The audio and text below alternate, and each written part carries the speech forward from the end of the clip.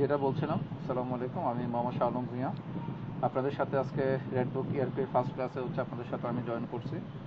তো যে বিষয়টা নিয়ে কথা বলছিলাম যে ক্লাসের প্র্যাকটিসের বিষয়ে, যে আমরা চেষ্টা করব যাদের কম্পিউটার বা ল্যাপটপ আছে তারা ক্লাসের সাথে একটু প্র্যাকটিস করার জন্য। এটাতে ভালো হয় কি, তাহলে আপনি এটা তো আসলে ইআরপি সফটওয়্যার এক ধরনের কাইন্ডলি এক ধরনের ম্যাথের মতো।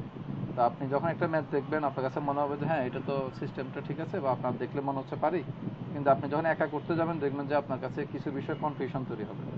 তো ইআরপি সফটওয়্যারটা এরকম, আপনি যখনই দেখবেন আপনার কাছে মনে হবে যে হ্যাঁ এটা তো আসলে খুব সুন্দরভাবে সাজানো আছে, মনে হচ্ছে আমি একা করতে গেলে পারবো, কিন্তু আবার আপনি যখন নিজে একা করতে যাবেন সিঙ্গেল, তখন আপনার কাছে একটু ঝামেলা মনে হবে। আপনার কাছে এটা একটা সুবিধা যে আপনার ব্যাকআপ আছে, যে আপনার রেকর্ডটা পাচ্ছেন। আবার অন্য দিক দিয়ে এটা আরেকটা অসুবিধা যে আপনাকে অলস করে ফেলতেছে, যে আপনি এখন আর প্র্যাকটিস করতেছেন। তো আমি আপনাদের কাছে রিকোয়েস্ট করব যে আজকে যদি পারেন তো ভালো, না পারলে আপনার নেক্সট ক্লাসগুলো চেষ্টা করবেন ক্লাসের সাথে প্র্যাকটিস করার জন্য। কারণ আপনি 1 ঘন্টা তো আমাকে সময় দিবেনই, তাই না? তো যেহেতু সময়টা দিচ্ছেন, এই 1 ঘন্টার কাজটা 1 ঘন্টার মধ্যেই কমপ্লিট করার চেষ্টা করেন। মানে আপনি আবার ওই কাজটাকে আবার পেন্ডিং রেখে দিয়েন না, যে ঠিক আছে আমি তাহলে এটা পরে করব, রেকর্ড যেহেতু আছে। তো আমি আপনাদেরকে এটা রিকোয়েস্ট করবো যে আপনারা এই বিষয়টা একটু মনোযোগ দিয়ে খেয়াল করবেন, যে আমরা ক্লাসের যে টপিকটা বা ক্লাসের যে ব্যাপারটা আমরা যেন একটা ক্লাসে শেষ করে ফেলি। তাহলে যে সমস্যাটা হয়, আমরা ক্লাসের মধ্যে আলোচনা করে নিলাম আর আমার শেখাটাও হচ্ছে লাইভ হয়ে গেল সরাসরি, আমরা পরের জন্য আর রেখে দিলাম না আর কি। ওকে, ফাইন। আপনারা সবাই কি রেডবুক ইআরপি এর কি আইডি পাসওয়ার্ড আছে আপনাদের কাছে? Trial class.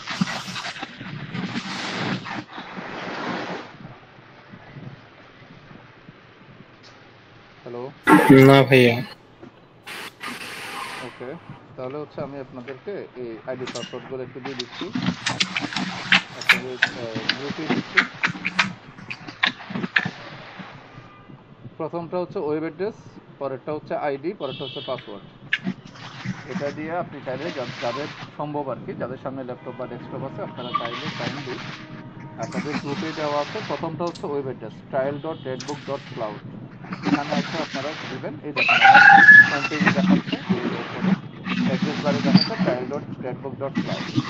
এটা দিয়ে দেওয়ার পরে হচ্ছে আপনাকে আইডি পাসওয়ার্ড দিতে বলবে। তো প্রথমটা হচ্ছে আইডি trial@redbook.cloud, আর পাসওয়ার্ড হচ্ছে এটা। আর কোম্পানি নেম, এখানে লগ ইন করলে দেখুন অনেকগুলো কোম্পানি আছে, কোম্পানির নাম হচ্ছে ব্লু ওশান।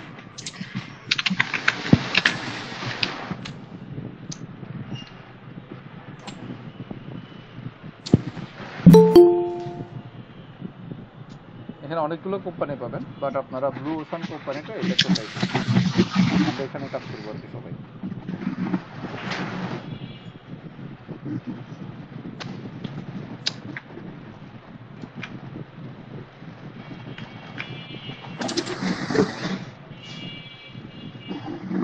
সবাই কি পেয়েছেন? ID, password, company name, address সব কিছু সবাই কি পেয়েছেন?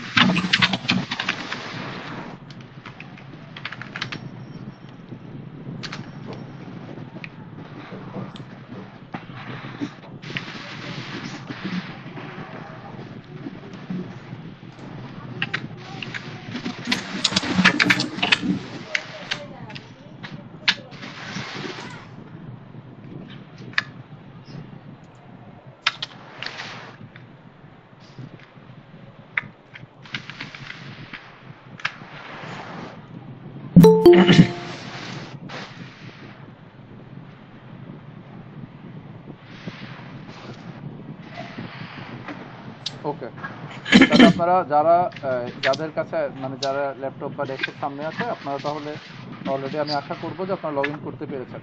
আপনারা কি পেরেছেন কেউ একটু জানান যে আপনার আইডিতে আপনাদের লগ ইন করতে পেরেছেন কিনা? জি জি ভাইয়া, হ্যাঁ করেছি। ওকে, থ্যাংক ইউ। আর কেউ? আপনারা আসলে কে কে প্র্যাকটিস করতেছেন কাইন্ডলি একটু যদি বলতেন একটু ভালো হয়। আর আমার মনে হয় আমরা শুরু করব, জাস্ট যেহেতু আমরা একটা প্ল্যাটফর্মে সবাই একসাথে পথ চলবো ইনশাল্লাহ সামনে আরও কিছুদিন। তো আমরা সবার সাথে একটু হালকা করে 2 মিনিট, জাস্ট 1 মিনিট করে একটা ইন্ট্রোডাকশন দিই, যে আমরা কে কোথায় আছি, আর হচ্ছে আপনি এখন কি করতেছেন, আর আপনি রেড বুকটা কেন শিখবেন, জাস্ট 1 মিনিট। মানে আপনাকে ইন্ট্রোডাকশনটা দিলেন। আমি চাচ্ছি যে আমাদের মধ্যে আইসটা একটু ব্রেক হোক। এই কারণে প্রথমে আমি শুরু করি, আমার ব্যাপারটা দিয়ে শুরু করি, আপনারা এরপরে একজন একজন করে বলবেন। আমি আপনাদের নামগুলো বলবো, কাইন্ডলি জাস্ট আপনি 1 মিনিটে আপনার পরিচয়টা শেয়ার করুন। ওকে, প্রথমে আমারটা বলি। আমার নাম মোহাম্মদ শালম ভূঁইয়া, আমি অ্যাকাউন্টিং অনার্স মাস্টার। এরপর হচ্ছে আমি এখন সিএমএ পার্ট কোয়ালিফাই অবস্থায় আছি। আর আমি এখন ঢাকাতেই থাকি, ঢাকায় জব করি। ঢাকায় একটা ন্যাশনাল আইটি কোম্পানি অ্যাকাউন্টসে ম্যানেজার হিসেবে আছি। সাথে আমি টালি এবং এক্সেল আর এবং কি হচ্ছে আপনার রেড বুক এগুলোর ট্রেনিংয়ের সাথে আমি গত 4 বছর ধরে জড়িত। 4 হবে না, 5 বছর ধরে প্রায় জড়িত আছি। সাথে ট্যাক্স বেট, আমি আইটিপির হোল্ডার, প্লাস হচ্ছে আমি ট্যাক্স বেট নিয়েও কিছু কাজ করি। আমার নিজস্ব কিছু ক্লায়েন্ট আছে। এই হচ্ছে আমার সামান্য পরিচয়, আর আপনাদের সাথে আমার পরিচয় হয়ে ভালো লাগলো। প্লাস আপনারা যদি আপনাদের পরিচয়টা সামান্য করে একটু বলতেন যে আপনি কোথায় আছেন, আপনি রেড বুকটা কেন শিখতে চাচ্ছেন, এই জাস্ট আপনার ভিউটা একটু শেয়ার করবেন, তাহলে আমাদের জন্য একটু ভালো হয়, যে আমরা বুঝতে পারবো যে আপনাদের নিডটা কি। আমি যখন লেকচার দিব বা কথা বলবো, চেষ্টা করবো যে আপনার প্রয়োজনটা মাথায় রেখে কথা বলবো। তো আমি প্রথম অনুরোধ করব আফিফ আবার চৌধুরী, সম্ভবত আবরার, আপনার একটু ভিউটা শেয়ার করুন কাইন্ডলি, পরিচয় এবং ভিউটা। ভাইয়া, আমি তো আসলে একজন স্টুডেন্ট। আমার আমি নর্থ অ্যাকাউন্টিং পার্সিউ করতেছি এন্ড ওটার সাথে এসিসিও পড়তেছি। সো আমি হচ্ছে ওখান থেকে জাস্ট এমনি ইন্টারেস্টেড ছিলাম রেড বুকের প্রতি। অ্যাজ আ বাংলাদেশি ইআরপি আমি ইন্টারেস্টেড ছিলাম।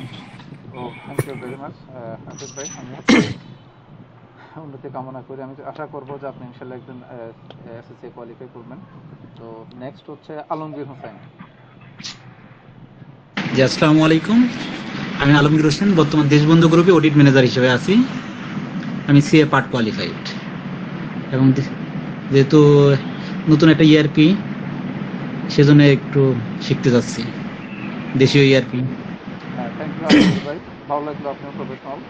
যাক, আশা করবো আপনি একসময় কোয়ালিফাই করবেন, হবেন ইনশাল্লাহ। এই মানে আমাদের যে নলেজের যে জ্ঞানের রাস্তাটা, এটা আমরা ইনশাল্লাহ আরো প্রচারিত করবো, আমরা সবাই সাথে নেক্সট আছেন হচ্ছে ফারিয়া আঞ্জুম। আপনার পরিচয় একটু শেয়ার করুন।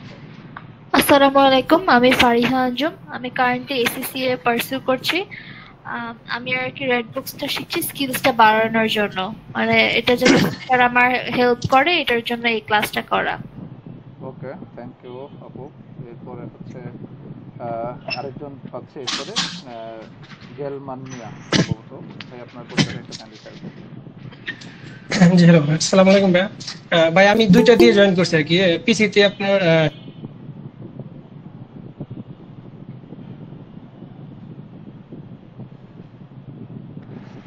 হ্যালো, আসসালামু আলাইকুম ভাই। ভাই আমি দুইটা আইডি দিয়ে জয়েন করছি আর কি। পিসিতে শেয়ার করতেছি আর ফোন থেকে শুনতেছি আর কি। ওকে ওকে, একটু প্রবলেম ছিল বিশেষ। এটা বেস্ট ওয়ে ভাই, এটা আমি অ্যাকাউন্টিং থেকে, জি জি, আমার এই প্রবলেমটা মানে আমি এই গতকালকে থেকে প্রবলেম হয়েছে, এই জন্য আর কি এটা করতেছি।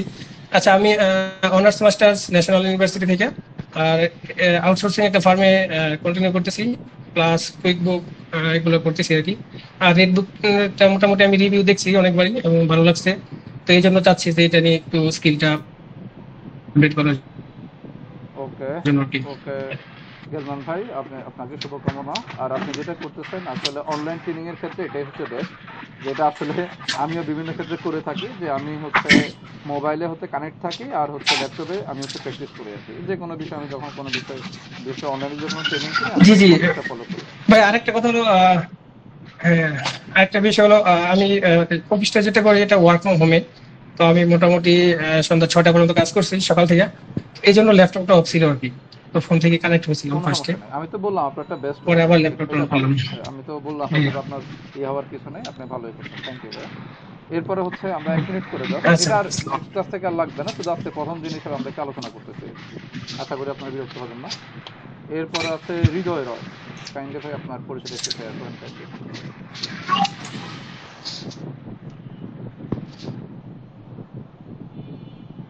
হৃদয় রয় ভাই, আপনি শুনতে পাচ্ছেন? ওকে ফাইন, আমরা নেক্সটে চলে যাচ্ছি এমডি নাজমুল হোসাইন। আসসালামু আলাইকুম। জি, আমি এমডি নাজমুল হোসাইন। আমি বর্তমানে স্কাইলার সফটে জব করছি, ইআরপি সফটওয়্যার ইমপ্লিমেন্টেশন নিয়ে। তো এটাতে মূলত জয়েন করা আরেকটা সফটওয়্যার সম্পর্কে আইডিয়া, একটু এক্সপিরিয়েন্সটা বাড়ানো আর কি, জানা যে কোনটা কিরকম বা কি কি থাকে, এই হচ্ছে মোটামুটি।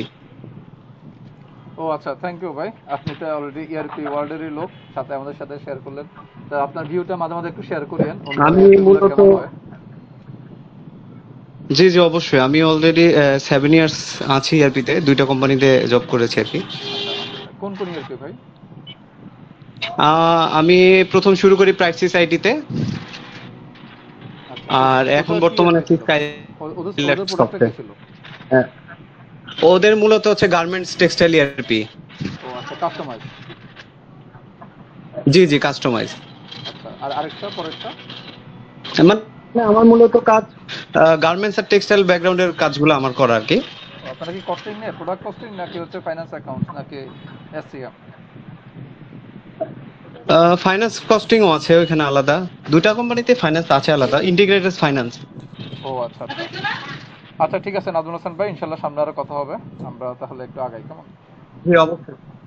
ওকে, এমডি শাকিবুর রহমান। জি আসসালামু আলাইকুম। আমি অ্যাকাউন্টিং এ অনার্স ফোর্থ ইয়ারে পড়তেছি।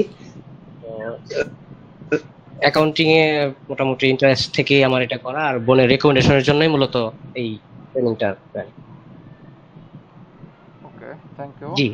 আশা করি আপনি আমাদের সাথে থাকেন, আমরা আশা করি যে আপনাকে একটু হেল্প করতে পারবো, আশা করি। Okay fine. এরপরে হচ্ছে মাই টাইম ফ্যাশন, এটা মনে হয় কারো সেকেন্ড আইডি। কাইন্ডলি প্লিজ আপনার পরিচয়টা আমাদের সাথে একটু শেয়ার করুন।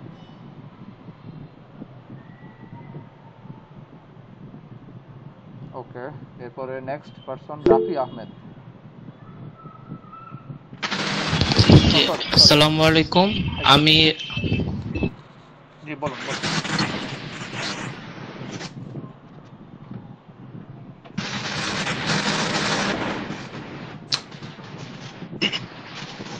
জি, আসসালামু আলাইকুম। আমি আমানুল্লাহ বলতেছিলাম, আমি বাইং হাউসে অ্যাকাউন্টসে জব করি। আপনাদের এই রেডবুক সফটওয়্যার আমার এখানে ইনস্টল করা আছে, আমি এটার উপরেই আর কি আমাদের হিসাব কিতাব চলতেছে।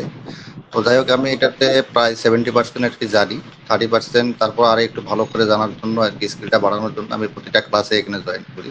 এতটুকু। ও আচ্ছা আচ্ছা, থ্যাংক ইউ ভাই। আপনাকে পেয়ে ভালো লাগলো যে আপনি আমাদের সাথে টিমের মধ্যে আছেন, আমাদের সফটওয়্যার কোম্পানির সাথে আছেন। ঠিক আছে ভাই, ইনশাল্লাহ আমরা সামনে আরো কথা বলবো আপনার সাথে, ইনশাল্লাহ।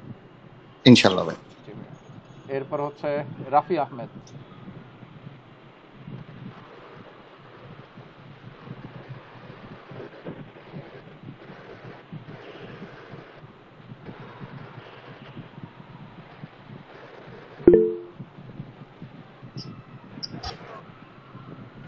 ওকে, রাফি আহমেদ কিছু বলবেন? জি, আমি এটাই মানে আপনার ইআরপি নিয়ে খুব ইচ্ছা ছিল আর কি, আর বাংলাদেশে যেহেতু ইআরপি, এই জন্য আর কি এখানে জানতে আর কি প্ল্যাটফর্মে আসলাম আর কি, শিখতে জান। ওকে, জি থ্যাংক ইউ। ঠিক আছে রাফি ভাই, ইনশাল্লাহ আমরা সামনে আরো কথা বলছি আপনার সাথে। আর আমাদের বেশি নাই, রায়হান হোসেন। রায়হান হোসেন, কাইন্ডলি আপনার পরিচয়টা একটু শেয়ার করুন সবার সাথে। আসসালামু আলাইকুম। জি ওয়ালাইকুম আসসালাম। আমাকে শুনতে পাচ্ছেন? জি হ্যাঁ, আমি মোহাম্মদ রায়হান হোসেন। আমি অ্যাকাউন্টিং অনার্স মাস্টার্স শেষ করেছি, আর হচ্ছে অ্যারাউন্ড 10 ইয়ার্স ইন্টারনাল অডিটে জব করেছি। এখন একটা প্রতিষ্ঠানে অ্যাকাউন্টস ম্যানেজার হিসেবে আছি। আর রেড বুক, ট্যালি এগুলো মোটামুটি আমার জানা। রেড বুকে আমি অনেকবারই ট্রেনিং করেছি, তো এখন যেখানে আছি সেখানে রেড বুক নিয়েই কাজ করছি আর কি। ও আচ্ছা আচ্ছা, ভাই রায়হান ভাই, শুনে ভালো লাগলো যে আপনি আমাদের সাথেই আছেন। ইনশাল্লাহ আমরাও আপনার সাথে আছি, চেষ্টা করি আমরা সামনে এগিয়ে যাই আর কি। জি ইনশাআল্লাহ। আসসালামু আলাইকুম। এরপরে সাইফ হাসান সৌরভ। জি আসসালামু আলাইকুম। জি, আমি একেএস এর গ্রুপের আন্ডারে একটা কোম্পানিতে আছি, একেএস এর। আর এর আগে আমি অ্যাকাউন্টস এর ট্যালি, কুইক বুক, আর আমরা ইউজ করি এখন জোহো বুকস। হ্যাঁ, তো নতুন আমার রেড বুকটা আসলে শেখার ইচ্ছা আর কি। আচ্ছা, ইআরপি হিসেবে আপনি চাচ্ছেন যে এটা সম্বন্ধে একটু জানতে আর কি?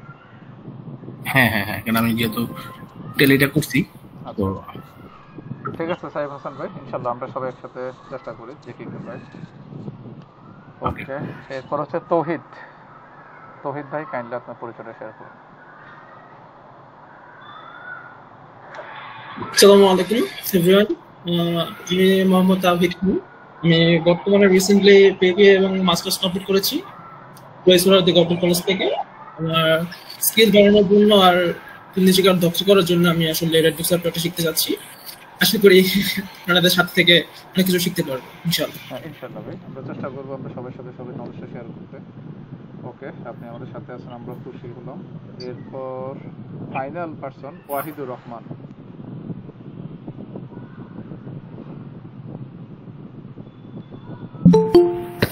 ভাইয়া আমি একটু অন দা ওয়েতে আছি, একটা বাসে, সেখান থেকে শুনতেছি। ও আচ্ছা একটু আচ্ছা, ওকে অসুবিধা নেই, আপনি আশে মানুষ আছে তো একটু কথা বলতে সমস্যা। কোনো অসুবিধা নেই, থ্যাংক ইউ। আচ্ছা সরি ভাই।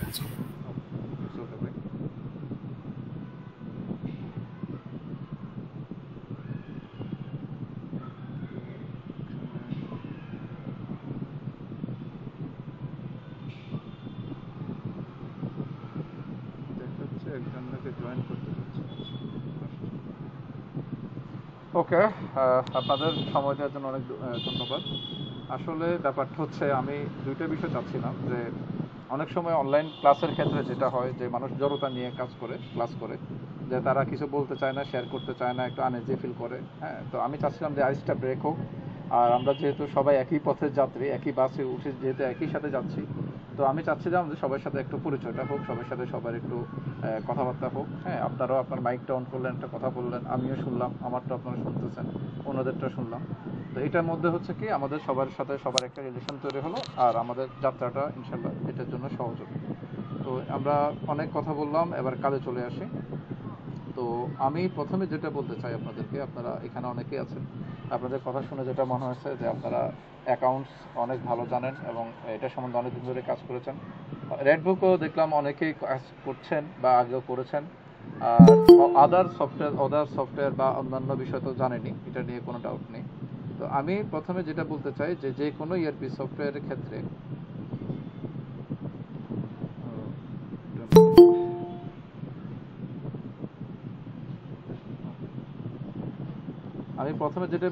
যে কোনো ইআরপি সফটওয়্যারের ক্ষেত্রে একটা ফাউন্ডেশন কাজ করে।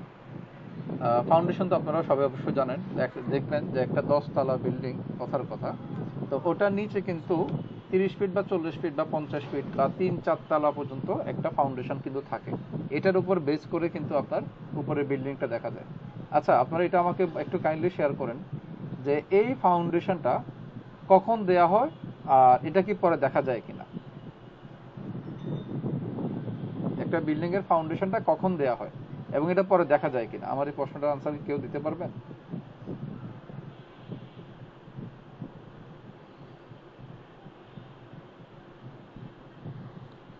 আমার মনে প্রশ্নটা আপনাকে বুঝিয়ে বলতে পারি নাই। মনে করেন আপনার বাসার সামনে একটা, জি ভাই কোশ্চেনটা, জি বলুন ভাই কোশ্চেনটা আরেকবার যদি বলতেন। হ্যাঁ শিওর। মনে করেন আপনার বাসার সামনে একটা খালি জায়গা আছে, খালি মাঠ আছে। তা আপনি একদিন সকালবেলা দেখলেন যে ওখানে একটা ডেভেলপার কোম্পানি চলে আসছে তাদের বিশাল যন্ত্রপাতি নিয়ে, তারা হচ্ছে মাটি খোঁড়া শুরু করছে।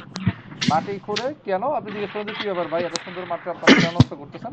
ও বলে যে ভাই এটা পাশ হয়ে গেছে, আমরা এখানে একটা 10 তলা নতুন একটা ভবন করে ফেলবো। তো 10 তলায় ভবন করার জন্য তারা কি করলো, মাটি খোঁড়া শুরু করছে। মাটি খুঁড়ে মনে করেন 30-40 ফিট বা 50 ফিটের পর্যন্ত একটা মাটি বড় একটা গর্ত করে ফেলছে। এরপর এটার মধ্যে তারা রড, সিমেন্ট, বালি, এই সেই সবকিছু দিয়ে তারা একটা ফাউন্ডেশন ক্রিয়েট করলো। আর এই ফাউন্ডেশনের উপরে দেখলেন তারা 10 তলা একটা ভবন তৈরি করলো আগামী 6 মাসে বা 1 বছরে। এটা আপনারা সবাই কম বেশি সবাই দেখেন, এটা আমরা সবাই দেখি। তো আপনাদের কাছে আমার যে প্রশ্নটা ছিল যে এই ফাউন্ডেশনটা কখন দেয়া হয় এবং একটা ভবন তৈরি করার পরে এই ফাউন্ডেশনটা কি দেখা যায় কিনা? এটা ভাইয়া সবার প্রথমে এই কাজটা করা হয়, ফাউন্ডেশনের কাজটা সর্বপ্রথম করা হয় এবং এটা পরবর্তীতে আর কি দেখা যায় না, যেটা অভিজ্ঞতা বলা যায় আর কি। ওকে, যে কাজের শুরুতে আমাদের জি রিয়াজুল ভাই, থ্যাংক ইউ ভেরি মাচ আপনার আনসারের জন্য। আর এই যে ভবনটা এটা কার উপর দাঁড়িয়ে আছে? ভিত্তির উপরে, পাইলিং এর উপরে দাঁড়িয়ে আছে, পুরো ভিত্তির উপরে, মানে ভিত্তি যত মজবুত হবে। এই একটা খুব সুন্দর কথা বলছেন যে ভিত্তি যত মজবুত হবে তত বিল্ডিংটার নিরাপত্তা তত বেশি থাকবে, তাই তো? নিরাপদ সেফটি থাকবে, হ্যাঁ সেফটিটা বেশি থাকবে, রাইট। এখানে ইআরপি ক্ষেত্রে ফাউন্ডেশন বলা হয় কাকে জানেন? ইআরপি, যে কোনো ইআরপি, এটা নট লাইক জাস্ট যে রেড বুকের জন্য তা না। আপনারা যারা অন্যান্য ইআরপি জানেন তারাও বলবেন, একে আশা করি তারাও স্বীকার করবেন যে যে কোনো ইআরপির বেজ হচ্ছে প্রথমে চার্ট অফ অ্যাকাউন্ট, এটাকে বলা হচ্ছে ফাউন্ডেশন। আপনার ইআরপিটা যদি আপনি যদি ভালো একজন নলেজেবল বা স্কিলফুল পারসন হন, আপনি আপনার ইআরপি চার্ট অফ অ্যাকাউন্টটা যত সুন্দরভাবে গুছিয়ে সাজিয়ে করতে পারবেন তত বেশি আপনার রিপোর্টগুলো ভালোভাবে জেনারেট হবে এবং কি আপনি পারফেক্টলি অল্প কষ্টে আপনি কাজগুলো পেয়ে যাবেন। ঠিক আছে, আমি আপনাকে জাস্ট ছোট্ট একটা এক্সাম্পল দিচ্ছি। হ্যাঁ, আমি শুরু করবো দেখুন, জাস্ট আপনাদের একটা বেসিক, আমরা জানি আপনারা অনেক ভালো জানেন, জাস্ট আমি আমার ভিউটা আপনাদের সাথে একটু শেয়ার করি। মনে করেন সাপোজ আমি একটা এক্সাম্পল দিচ্ছি আপনাকে, ধরেন আমি কি বলবো, ধরেন কেরানীগঞ্জের একটা যে ওখানে যে বড় পাইকারি আড়ত আছে কাপড়ের, তো ওখানে মনে করেন আমি ওখানে অ্যাকাউন্টসে কাজ করি। ঠিক আছে, তো ওখানকার যিনি আপনারা কাইন্ডলি অন্যরা সবাই হচ্ছে আপনারা একটু কাইন্ডলি মাইকটা অফ রাখবেন, কারণ যেহেতু রেকর্ড হচ্ছে মাইক অন রাখলে যেটা হচ্ছে আপনাদের সাউন্ডগুলো এখানে চলে আসবে। তো কাইন্ডলি এটা রিকোয়েস্ট থাকবে যখন কথা বলতে চান তখন অন করবেন, না হলে অন্য টাইমে অফ রাখবেন, এটা আপনার জন্য ভালো হবে, আপনার সাউন্ডটা ক্লিয়ার আসবে রেকর্ডে। আচ্ছা, যেটা বলছিলাম, মনে করেন আমি হচ্ছে কেরানীগঞ্জের একটা পাইকারি দোকানে চাকরি করি, আমি ওখানকার ম্যানেজার মানে সরি অ্যাকাউন্টসে আছি। হ্যাঁ, তো আমরা যেহেতু এখানে পাইকারি সেল করি, আমরা সারা বাংলাদেশে মনে করেন আমরা বিভিন্ন প্রোডাক্টগুলো পাইকারিতে বিক্রি করি, আমাদের প্রোডাক্ট কাপড়গুলো সারা বাংলাদেশে বিভিন্ন দোকানদারের কাছে আমরা এগুলো নগদে বাকিতে বিক্রি করি। আচ্ছা, এখন মনে করেন তো জুন শেষ হয়ে গেল, এখন মনে করেন দোকানের যিনি মালিক বা আমার বস উনি আমাকে আসলো, আয়সা বললো যে এই শাহ আলম, তুমি তো এই জুন মাস তো ক্লোজ করে দিলা 6 মাসের আমার একটা ডাটা দাও, একটু রিপোর্ট দাও। আমি বললাম যে কি চান আপনি? বললো যে তুমি আমাকে আমার সারা বাংলাদেশে কত টাকা বাকি আছে অ্যাকাউন্ট রিসিভেবল সেটা আমাকে দাও। ঠিক আছে, তো এটা তো ভাই মানে অ্যাকাউন্টসের একটা কমন ওয়ার্কের মধ্যে একটা যে রিসিভেবল পেয়েবল হ্যাঁ নিয়ে কাজ করা, হ্যাঁ, যে আমি কত টাকা বাকি দিচ্ছি, কার কাছে কত টাকা পাইলাম, এখন আমার সর্বশেষ ব্যালেন্স কত আছে। তো মনে করেন আমি যেহেতু অ্যাকাউন্টেন্ট, আমি মনে করেন একটা হিসাব নিকাশ করে বসের কাছে গেলাম যে বস আমার তো সারা বাংলাদেশে প্রায় 1 কোটি টাকা বাকি আছে। আচ্ছা, পরে বলা হচ্ছে ঠিক আছে 1 কোটি টাকা বাকি আছে, ভালো শুনলাম।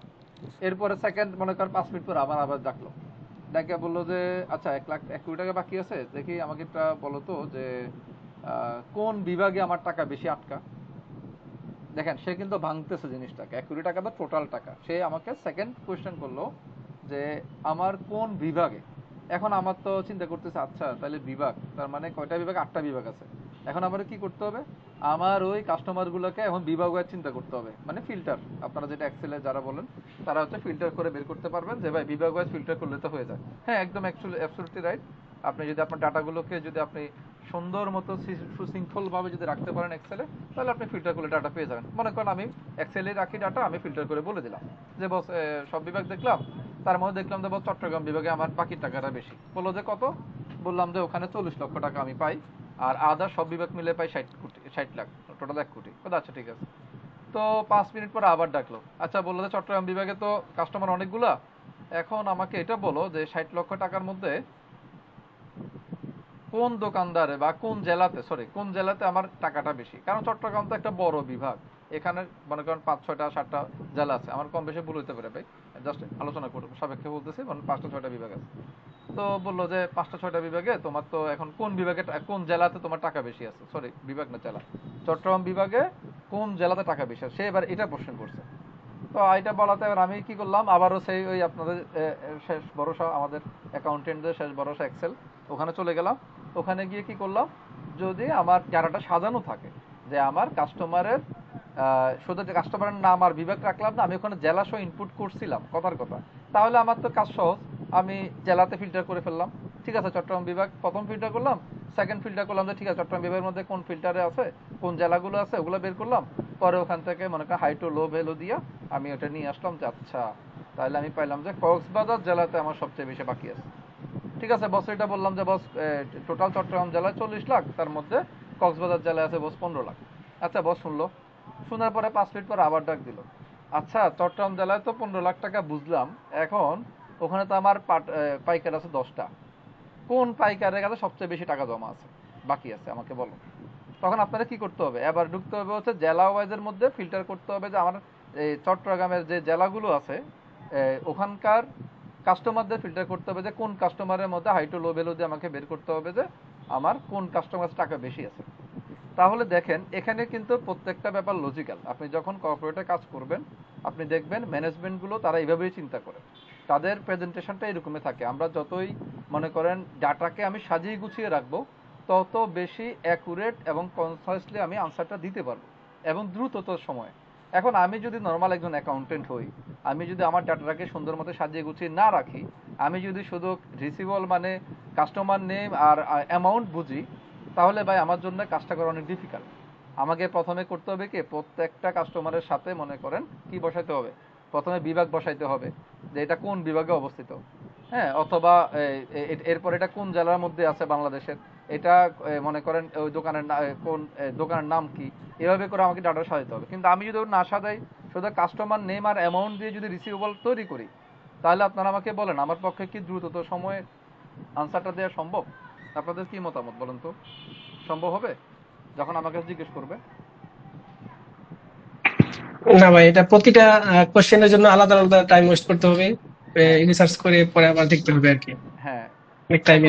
এখন আপনি যদি একজন স্মার্ট অ্যাকাউন্টেন্ট হন তাহলে আপনি কি করবেন? ধরেন আপনার রেডবুক তো ইআরপি তো এটা অবশ্যই, বাট হচ্ছে ধরেন সাপোজ আপনি এক্সেলে করলে আপনার কাজ কি হবে, আপনাকে প্রথমে প্রি ডিফাইন্ড ভাবে চিন্তা করতে হবে যে আপনাকে প্রথম থেকে কাজটা গুছিয়ে রাখতে হবে। আপনি যখন ডাটা এন্ট্রি এক্সেল শিটটা সাজাচ্ছেন আপনাকে বিভিন্ন ডাইমেনশন থেকে চিন্তা করতে হবে যে ম্যানেজমেন্ট কিভাবে আনসার আমাকে কোয়েশ্চেন করতে পারে। আমি ডাটা শিটের হেডিংগুলো বা কলামগুলোকে ওভাবে সাজিয়ে ফেলি, প্রথমে বিভাগ রাখি, পরে জেলা রাখি, পরে মনে করেন দোকানের নাম রাখি, পারলে থানা রাখি, এভাবে যত হবে সম্ভব ওদেরকে আমি কি করে রাখি বিভিন্ন ফিল্টার মানে আমি কলামগুলো রেডি করে রাখি। তাহলে আমার কাছে যে কোনো সময় জিজ্ঞেস করবে আমি জাস্ট 2 মিনিটের মধ্যে ফিল্টার করে আমি আনসার বলতে পারবো। সবাই কি ক্লিয়ার? জি জি ভাই, ঠিক আছে। Okay fine. এখন তাহলে এত এই বিষয়টা বলার কারণ কি জানেন? এই বিষয়টাই হচ্ছে মূলত চার্ট অফ অ্যাকাউন্টস ভাই। এই খেলাটা হচ্ছে এখানে আপনাদের এই যে ইআরপি সফটওয়্যারের খেলাটাই হচ্ছে চার্ট অফ অ্যাকাউন্টস। আপনার চার্ট অফ অ্যাকাউন্টস যত বেশি সুশৃঙ্খল সাজানো এবং কি ইন্টার কানেক্টেড থাকবে তত বেশি আপনার কাজটা সহজ হবে, আপনার রিপোর্ট দারুণ হবে, আপনি কাজ করে মজা পাবেন। সফটওয়্যার জাস্ট একটা টুলস, এখানে আপনার নিজের পার্সোনাল কনফিগারেশন পার্সোনাল প্ল্যানিং একটা বড় একটা ফ্যাক্টর হিসেবে কাজ করে। এটা আমার এক্সপিরিয়েন্স থেকে আপনাকে বলতে পারি ট্রুলি। আপনি যদি কাজটাকে গুছিয়ে সাজিয়ে আপনার সফটওয়্যারটাকে আপনি গুছিয়ে নিতে পারেন আপনার কাজটা এখানে অনেক এগিয়ে যাবে। ওকে, এতক্ষণ সব থিওরিক্যাল আলোচনা করলাম, এখন হচ্ছে আপনাদেরকে একটু দেখানোর পালা। তো আমি হোপফুলি বিশ্বাস করি আপনারা এগুলো সব কিছুই জানেন। জাস্ট আমি হচ্ছে আপনাদেরকে এটা বলার উদ্দেশ্য এটা, যদি আপনি কখনো কোনো কোম্পানিতে জয়েন করার পরে কোনো সফটওয়্যার ইমপ্লিমেন্ট হয়, মনে করেন আপনি একটা জায়গায় জয়েন করছেন, রেডবুক নিছে বা অন্য কোনো সফটওয়্যার যেটাই নিছে তারা ইমপ্লিমেন্টেশনে কাজ করতেছে, আপনি চেষ্টা করবেন যে সেখানে আপনার ভিউটা বা আপনার ইনপুটটা দিতে, আপনি চেষ্টা করবেন যে সেটাকে একটু গুছিয়ে তুলতে। প্রথমেই যদি আপনি গুছিয়ে না রাখেন, ওই যে এক্সেলের মতো বললাম, আপনি যদি প্রথমেই না গুছান ভাই পরে আর এটাকে গুছাই ঠিক করতে পারবেন না, আপনি অবস্থা আপনার খারাপ হয়ে যাবে, আপনি অনেক সময় নষ্ট করবেন, আপনি এটা থেকে আসল রসটা আসল মজাটা বের করতে পারবেন। জাস্ট লাইক আপনাকে বললাম না যে ফাউন্ডেশনের কথা যেটা বললাম, এই চার্ট অফ অ্যাকাউন্টসটা হচ্ছে একটা ইআরপি সফটওয়্যারের ফাউন্ডেশন। এটাকে আপনি প্রথমে সুন্দর মতো গুছিয়ে তুলবেন, প্ল্যানিং মতো হবে, আপনাকে বিভিন্ন ডাইমেনশনে চিন্তা করতে হবে, ম্যানেজমেন্টের বিভিন্ন রকম কোয়ারিগুলো চিন্তা করতে হবে, আপনার কাজের ক্ষেত্রে আপনার কি কি ডাটা প্রয়োজন সেটাকে আপনাকে বের করে চিন্তা করতে হবে, আপনাকে এটা নিয়ে সময় দিতে হবে। আপনি যদি মনে করেন যে আমি একটা সফটওয়্যার ইমপ্লিমেন্ট করব দ্রুত করে ফেলবো, এটা হবে না, আপনি ভুল করবেন। আপনার কাজ হচ্ছে প্রথমে প্ল্যানিং এর সময় দিয়ে, গুছানোতে সময় দেওয়া, চার্ট অফ অ্যাকাউন্টসকে সময় দেওয়া, এটা গুছাই ফেললে বাকি আপনার গাড়ি অটোমেটিক চলবে। ওকে ফাইন, আমরা অনেকেই এই বিষয়গুলো জানি, তারপরে আপনাদেরকে একটু রিকল করলাম। এখন আমরা নেক্সটে আগাই, আসেন চার্ট অফ অ্যাকাউন্টস একটু আলোচনা করি। আজকে চার্ট অফ অ্যাকাউন্টসে দেখেন, এই চার্ট অফ অ্যাকাউন্টসটা আমরা সবাই জানি, হ্যাঁ, এটা হচ্ছে একটা কমন একটা বিষয়, প্রত্যেকটা ইআরপি সফটওয়্যারে আছে যে আমার এখানে অ্যাসেট লায়াবিলিটিস থাকবে। অ্যাসেটের মধ্যে কি কি থাকবে? অ্যাসেটকে সাধারণত নরমালি জেনারেলি আরও তো ভাগ আছে, হ্যাঁ, ওদিকে আমরা একটু ডিটেলসে কম গেলাম। এখন অ্যাসেটে আমরা কারেন্ট অ্যাসেট, নন কারেন্ট অ্যাসেট বা ফিক্সড অ্যাসেট যেই নামে ডাকেন, আমরা দুইটা মেজর পয়েন্টে ভাগ করলাম। লাইবিলিটিসকে আমরা তিনটা মেজর পয়েন্টে ভাগ করলাম, মেজর হেড বা পয়েন্ট যেটাই মনে করেন, হেডে ভাগ করলাম। কারেন্ট লাইবিলিটিস, ইকুইটি, নন কারেন্ট লাইবিলিটিস বা লং টার্ম লাইবিলিটিস আপনারা যেই নামে ডাকেন।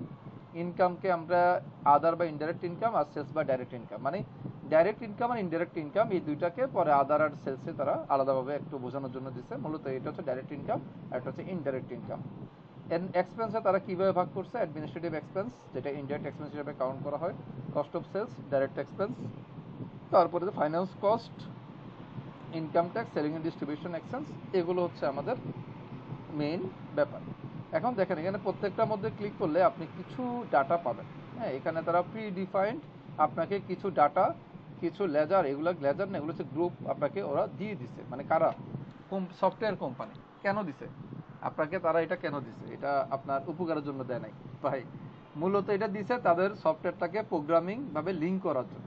কারণ এটা যদি তারা না দিত, তারা সফটওয়্যার আপনাকে যে আনসারটা দিব, রিপোর্টটা জেনারেট করতে পারতো না।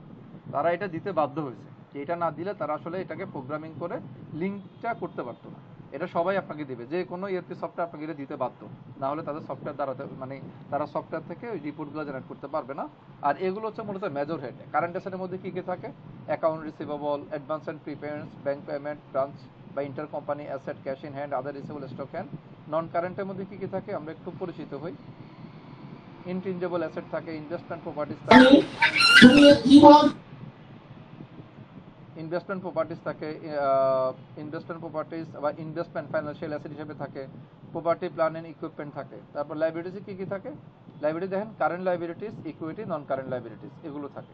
আর ইনকামে কারেন্ট লাইবিলিটিসে ক্লিক করলে তার একটু ডিটেলস পাবেন। আমি ক্লিক করে একটু দেখাই আজকে প্রথম দিন হিসাবে, নেক্সট আর লাগবে না এগুলো। অ্যাকাউন্টস পেয়েবল, ব্যাংক ওডি, হ্যাঁ মানে ব্যাংক ওভারড্রাফট বা সিসি লোন হিসাবেও ধরতে পারেন আপনি। ব্রাঞ্চ বা ইন্টার কোম্পানি লাইবিলিটিস, হ্যাঁ provision, salary payable, short term loan, VAT and tax payable. তারপর আছে কি ইকুইটি। ইকুইটিতে normal profit and loss, retained earnings যেটা আমরা বুঝি আর কি, রিজার্ভ ফান্ড, তারপর শেয়ার ক্যাপিটাল, ওনার্স ক্যাপিটাল, এগুলো আমরা সব জানি। নন কারেন্ট অ্যাসেটটি আপনার টার্ম লোন হিসেবে নিছে। ইনকামের মধ্যে আছে সেলস, বা এখানে অল্প কিছু দিছে, সেলসে হচ্ছে sales income, sales account, sales return, এগুলো সব দিয়ে দিছে। এক্সপেন্সে অ্যাডমিনিস্ট্রেটিভ এক্সপেন্সগুলো জাস্ট আমি পড়ে যাচ্ছি, আপনারা শুনেন। Salary expense, office rent, utility, office supply, stationery, mobile bill, internet bill, repair, maintenance, conveyance bill. Cost of সেলসে পার্সেসটা দিয়েছে তারা। তারপর হচ্ছে ডাইরেক্ট এক্সপেন্স, ফাইন্যান্স কস্ট, হ্যাঁ এগুলো তারা দিয়ে দিচ্ছে। ওকে, সেলিং অ্যান্ড ডিস্ট্রিবিউশন এক্সপেন্স, ওকে এগুলো advertising expense, gift, donation, transportation. আচ্ছা এগুলো কি? এগুলো সবগুলো হচ্ছে চার্ট অফ অ্যাকাউন্টসের হচ্ছে গ্রুপ। এই গ্রুপগুলো আপনারা এখানেও পাবেন। দেখেন এখানে আমি যে এতক্ষণ যেগুলো বলছি, এগুলো সবগুলো হচ্ছে আপনার এখানে আছে, এই গ্রুপে আছে। তাহলে আমাদের কাজ কি হবে?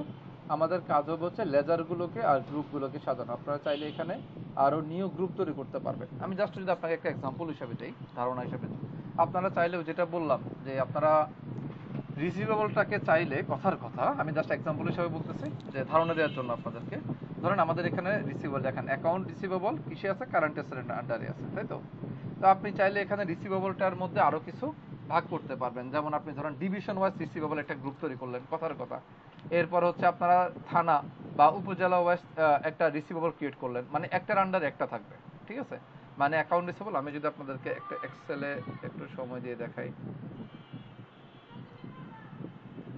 তাহলে মনে হয় আপনাদের জন্য, আপনারা অনেকেই জানেন, তারপরও মানে আমার কাছে মনে হচ্ছে এভাবে বললে হয়তো একটু ভালো হবে। আমি জাস্ট আপনাদের একটু শেয়ার করি।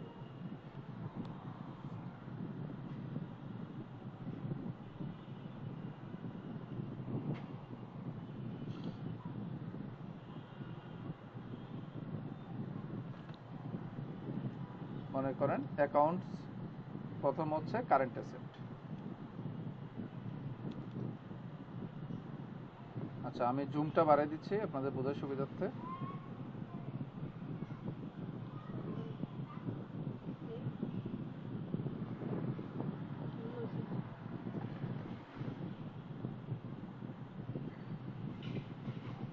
এই দেখেন অ্যাকাউন্ট রিসিভেবলটা কারেন্ট অ্যাসেটের আন্ডারে আছে, ঠিক আছে? আমরা এই কারেন্ট অ্যাসেটের আন্ডারে মনে করেন আমরা দিচ্ছি অ্যাকাউন্ট রিসিভেবলটা লিখতেছি, এটা তারাই দিচ্ছে। এটা তো আমরা সবাই জানি যে অ্যাকাউন্ট রিসিভেবল কারেন্ট অ্যাসেটের আন্ডারে হয়, তাই তো? এটা আমি আন্ডার দিলাম, মানে হচ্ছে কারেন্ট অ্যাসেটের আন্ডারে। আচ্ছা, এখন অ্যাকাউন্ট রিসিভেবল আন্ডারে চাইলে, জাস্ট আমি ধারণার জন্য বলতেছি যে আমরা চাইলে এখানে অনেকগুলো রিসিভেবল ক্রিয়েট করতে পারি ফর মাই রিপোর্টিং পারপাস। হ্যাঁ, যেমন অ্যাকাউন্ট রিসিভেবল আন্ডারে আমি যদি বলি যে এটা ডিভিশন ওয়াইজ আমি একটা রিসিভেবল করতেছি,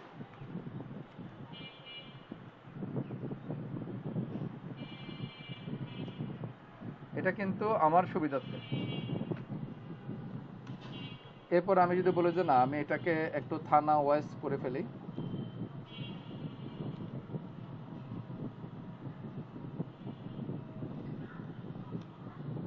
এটা হচ্ছে আমার কাস্টমার। আচ্ছা, আমি কি বলতে চাচ্ছি সেটা একটু খেয়াল করেন।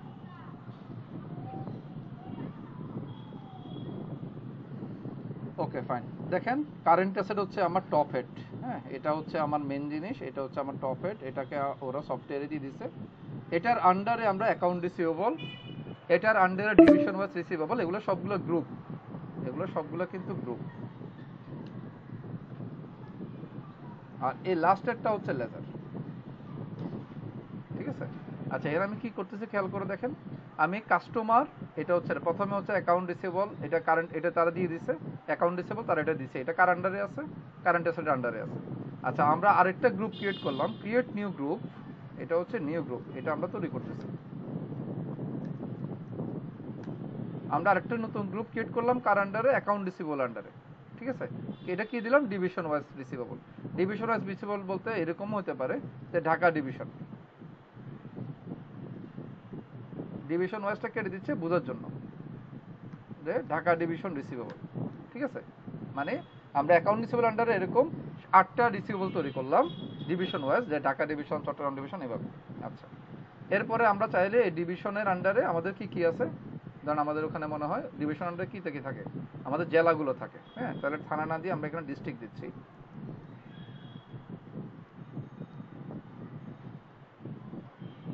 তো ডিস্ট্রিক্টের মধ্যে এখন আমরা চাইলে ঢাকার মধ্যে মনে করেন কয়টা ডিভিশন আছে, ডিস্ট্রিক্ট আছে, মনে করেন 6টা বা 7টা। তো আমরা এগুলো প্রত্যেকটার নামে একটা একটা করে গ্রুপ ক্রিয়েট করলাম। এরপরে আমরা কি করব? লেজার ক্রিয়েট করবো। আপনারা দেখবেন একটু পরে লেজার যখন ক্রিয়েট করব, লেজারটা আমরা ক্রিয়েট করব হচ্ছে এই ডিস্ট্রিক্ট ওয়াইজ, এটা আন্ডারে। মনে করেন আপনার ঢাকার মধ্যে, ঢাকা ডিভিশনের মধ্যে কয়টা ডিস্ট্রিক্ট, মনে করেন 5-6টা ডিস্ট্রিক্ট আছে, কথার কথা, যে নারায়ণগঞ্জ আছে বা হচ্ছে কেরানীগঞ্জ আছে, হ্যাঁ ঢাকা আছে, এইভাবে করে উত্তরা বা বিভিন্ন রকম, আমি আসলে ক্লিয়ার না, বাট মনে করেন আছে। তো এখন আমি যখন কাস্টমারটা, একটা কাস্টমার লেজার ক্রিয়েট করব, প্রথমে আমরা যেটা করব, এই কাজটা আমরা প্রথমে সাজাই ফেলবো। চার্ট অফ অ্যাকাউন্টসে আমাদের কাজ হচ্ছে এইভাবে করে, এটা জাস্ট একটা এক্সাম্পল, এভাবে করে প্রত্যেকটা বিষয়ে ভাগ করে ফেলা, যে কোন কার আন্ডারে কে কে থাকবে। কারেন্ট অ্যাসেট তো বুঝলাম, এটার আন্ডারে অ্যাকাউন্ট রিসিভেবল, এটাও বুঝলাম। অ্যাকাউন্ট রিসিভেবলগুলোকে আমি ভাগ করে ফেলতেছি ডিভিশন ওয়াইজ, যেটা আমরা এক্সেলে ফিল্টার করে করতাম, সেটা এখন ইআরপিতে করতে পারবো যদি আমি প্ল্যানিং করে কাজ করি। এবং এই ঢাকা ডিভিশন আন্ডারে যদি কোনো ধরনের জেলা থাকে, মনে করেন 5-6টা জেলা আছে, হ্যাঁ আমি 5-6টা জেলার নামে আলাদা আলাদা করে প্রত্যেকটা রিসিভেবল আলাদা করে ফেললাম। এরপর আমি যখন কাস্টমার লেজার ক্রিয়েট করব, তখন আমি এই কাস্টমার যখন তৈরি করব, তখন আমি কাকে দিব? এই ডিস্ট্রিক্ট আন্ডারে, মনে করেন এটা নারায়ণগঞ্জ ডিস্ট্রিক্ট আন্ডারে, এক্সাম্পল আর কি, এই নারায়ণগঞ্জ ডিস্ট্রিক্ট আন্ডারে দিলাম। তার নারায়ণগঞ্জ ডিস্ট্রিক্টটা কার আন্ডারে? ঢাকার আন্ডারে, ঢাকাটা কার আন্ডারে? অ্যাকাউন্ট রিসিভেবল আন্ডারে। যখন আমি কাস্টমারের সাথে, এগুলো কিন্তু আমি শুধু প্রথমে একবার করব, এই অংশটা জাস্ট অনলি একবার, এটা শুধুমাত্র প্রথমবার, যখন ফার্স্ট সেট আপ আমি লিখতেছি, দেখেন এটা করবো হচ্ছে ফার্স্ট সেট আপের ক্ষেত্রে। আর এটা আর করা লাগবে না ভাই, এটা শুধু একবারে করবো, প্রথম set up, chart of account set up করার সময়। আর এই যে লেজার, এটা কন্টিনিউয়াস বেসিস, কারণ আপনার কাস্টমার তো আসতেই থাকবে ভাই, কখন কোন জায়গা থেকে আসে। আপনার তো এই কাস্টমারের এই কাজটা, এটা হচ্ছে আপনার কন্টিনিউয়াস প্রসেস, আপনার সব সময় করা লাগবে। যে আপনাকে যখন কাস্টমার আসবে তখন আপনি লেজার ক্রিয়েট করবেন, করার সময় বুদ্ধি করে কি করবেন, এই কাস্টমারটা কোন একটা ডিস্ট্রিক্টের আন্ডারে দিবেন, আর ওই ডিস্ট্রিক্টটা অটোমেটিক ডিভিশনে হিট করবে, ডিভিশনটা অটোমেটিক রিসিভেবলে হিট করবে। অর্থাৎ মনে করেন একটা কাস্টমার 500 টাকা আপনার থেকে বাকি নিচ্ছে, যেহেতু রিসিভেবল, বাকি কথাই বলতেছি, তাহলে এই 500 টাকাটা কিন্তু কাস্টমারে নিচ্ছে, মানে কাস্টমারকে যখন আপনি লেনদেন করতেছেন, বাকি দিয়ে বিক্রি করতেছেন, আপনি একটা লেজার, আমরা যখন ট্রানজ্যাকশন করি তখন কিন্তু আমরা এই কাস্টমারকে লেজারের সাথেই করি। ট্রানজ্যাকশন করতে হয় কার সাথে? ট্রানজ্যাকশনটা হয় মূলত লেজারের সাথে। আর লেজারটা কি করে দেখেন, লেজারের ভূমিকাটা কি, এই ট্রানজ্যাকশনটা আমরা করব লেজারের মাধ্যমে। হ্যাঁ, আমরা ধরেন কাস্টমারকে দিচ্ছি, সেল করতেছি, যেহেতু বাকি দিয়ে বিক্রি করতেছি, জাবেদা কি হবে মনে করেন কাস্টমারের নাম হচ্ছে মা ট্রেডার্স ডেবিট, আর হচ্ছে আমার অ্যাকাউন্ট রিসিভেবল মানে মা ট্রেডার্স তো রিসিভেবল, মা ট্রেডার্স রিসিভেবল ডেবিট, আর হচ্ছে আমার ধরুন ক্রেডিট সেলস বা সেলস ক্রেডিট। আচ্ছা, তো এই লেজারটা যখন আমি এই ট্রানজ্যাকশনটা যখন করলাম, তখন এই লেজারে যে 500 টাকা পড়লো, এই 500 টাকার হিট কয় জায়গায় পড়লো দেখেন, এটা গ্রুপে হিট করবে ডিস্ট্রিক্ট ওয়াইজ রিসিভেবল। যখন আমি রিপোর্টটা নেবেন তখন দেখবেন যে 500 টাকার ওখানে হিট আছে। আবার যখন এই ঢাকা ডিভিশনের টোটাল নেবেন তখন দেখবেন যে ওটার হিট ওখানে আছে। আবার টোটাল অ্যাকাউন্ট রিসিভেবল যখন হিসাব করবেন তখন এটার হিটও আপনি ওখানে পাবেন। ওকে, অনেক কথা বললাম, এবার আপনারা একটু শেয়ার করুন যে আমার বিষয়টা কি, আপনারা কি বুঝতে পারছেন কিনা বিষয়টা, সেটআপের বিষয়টা। কারো কোনো কোয়েরি থাকলে শেয়ার করতে পারেন।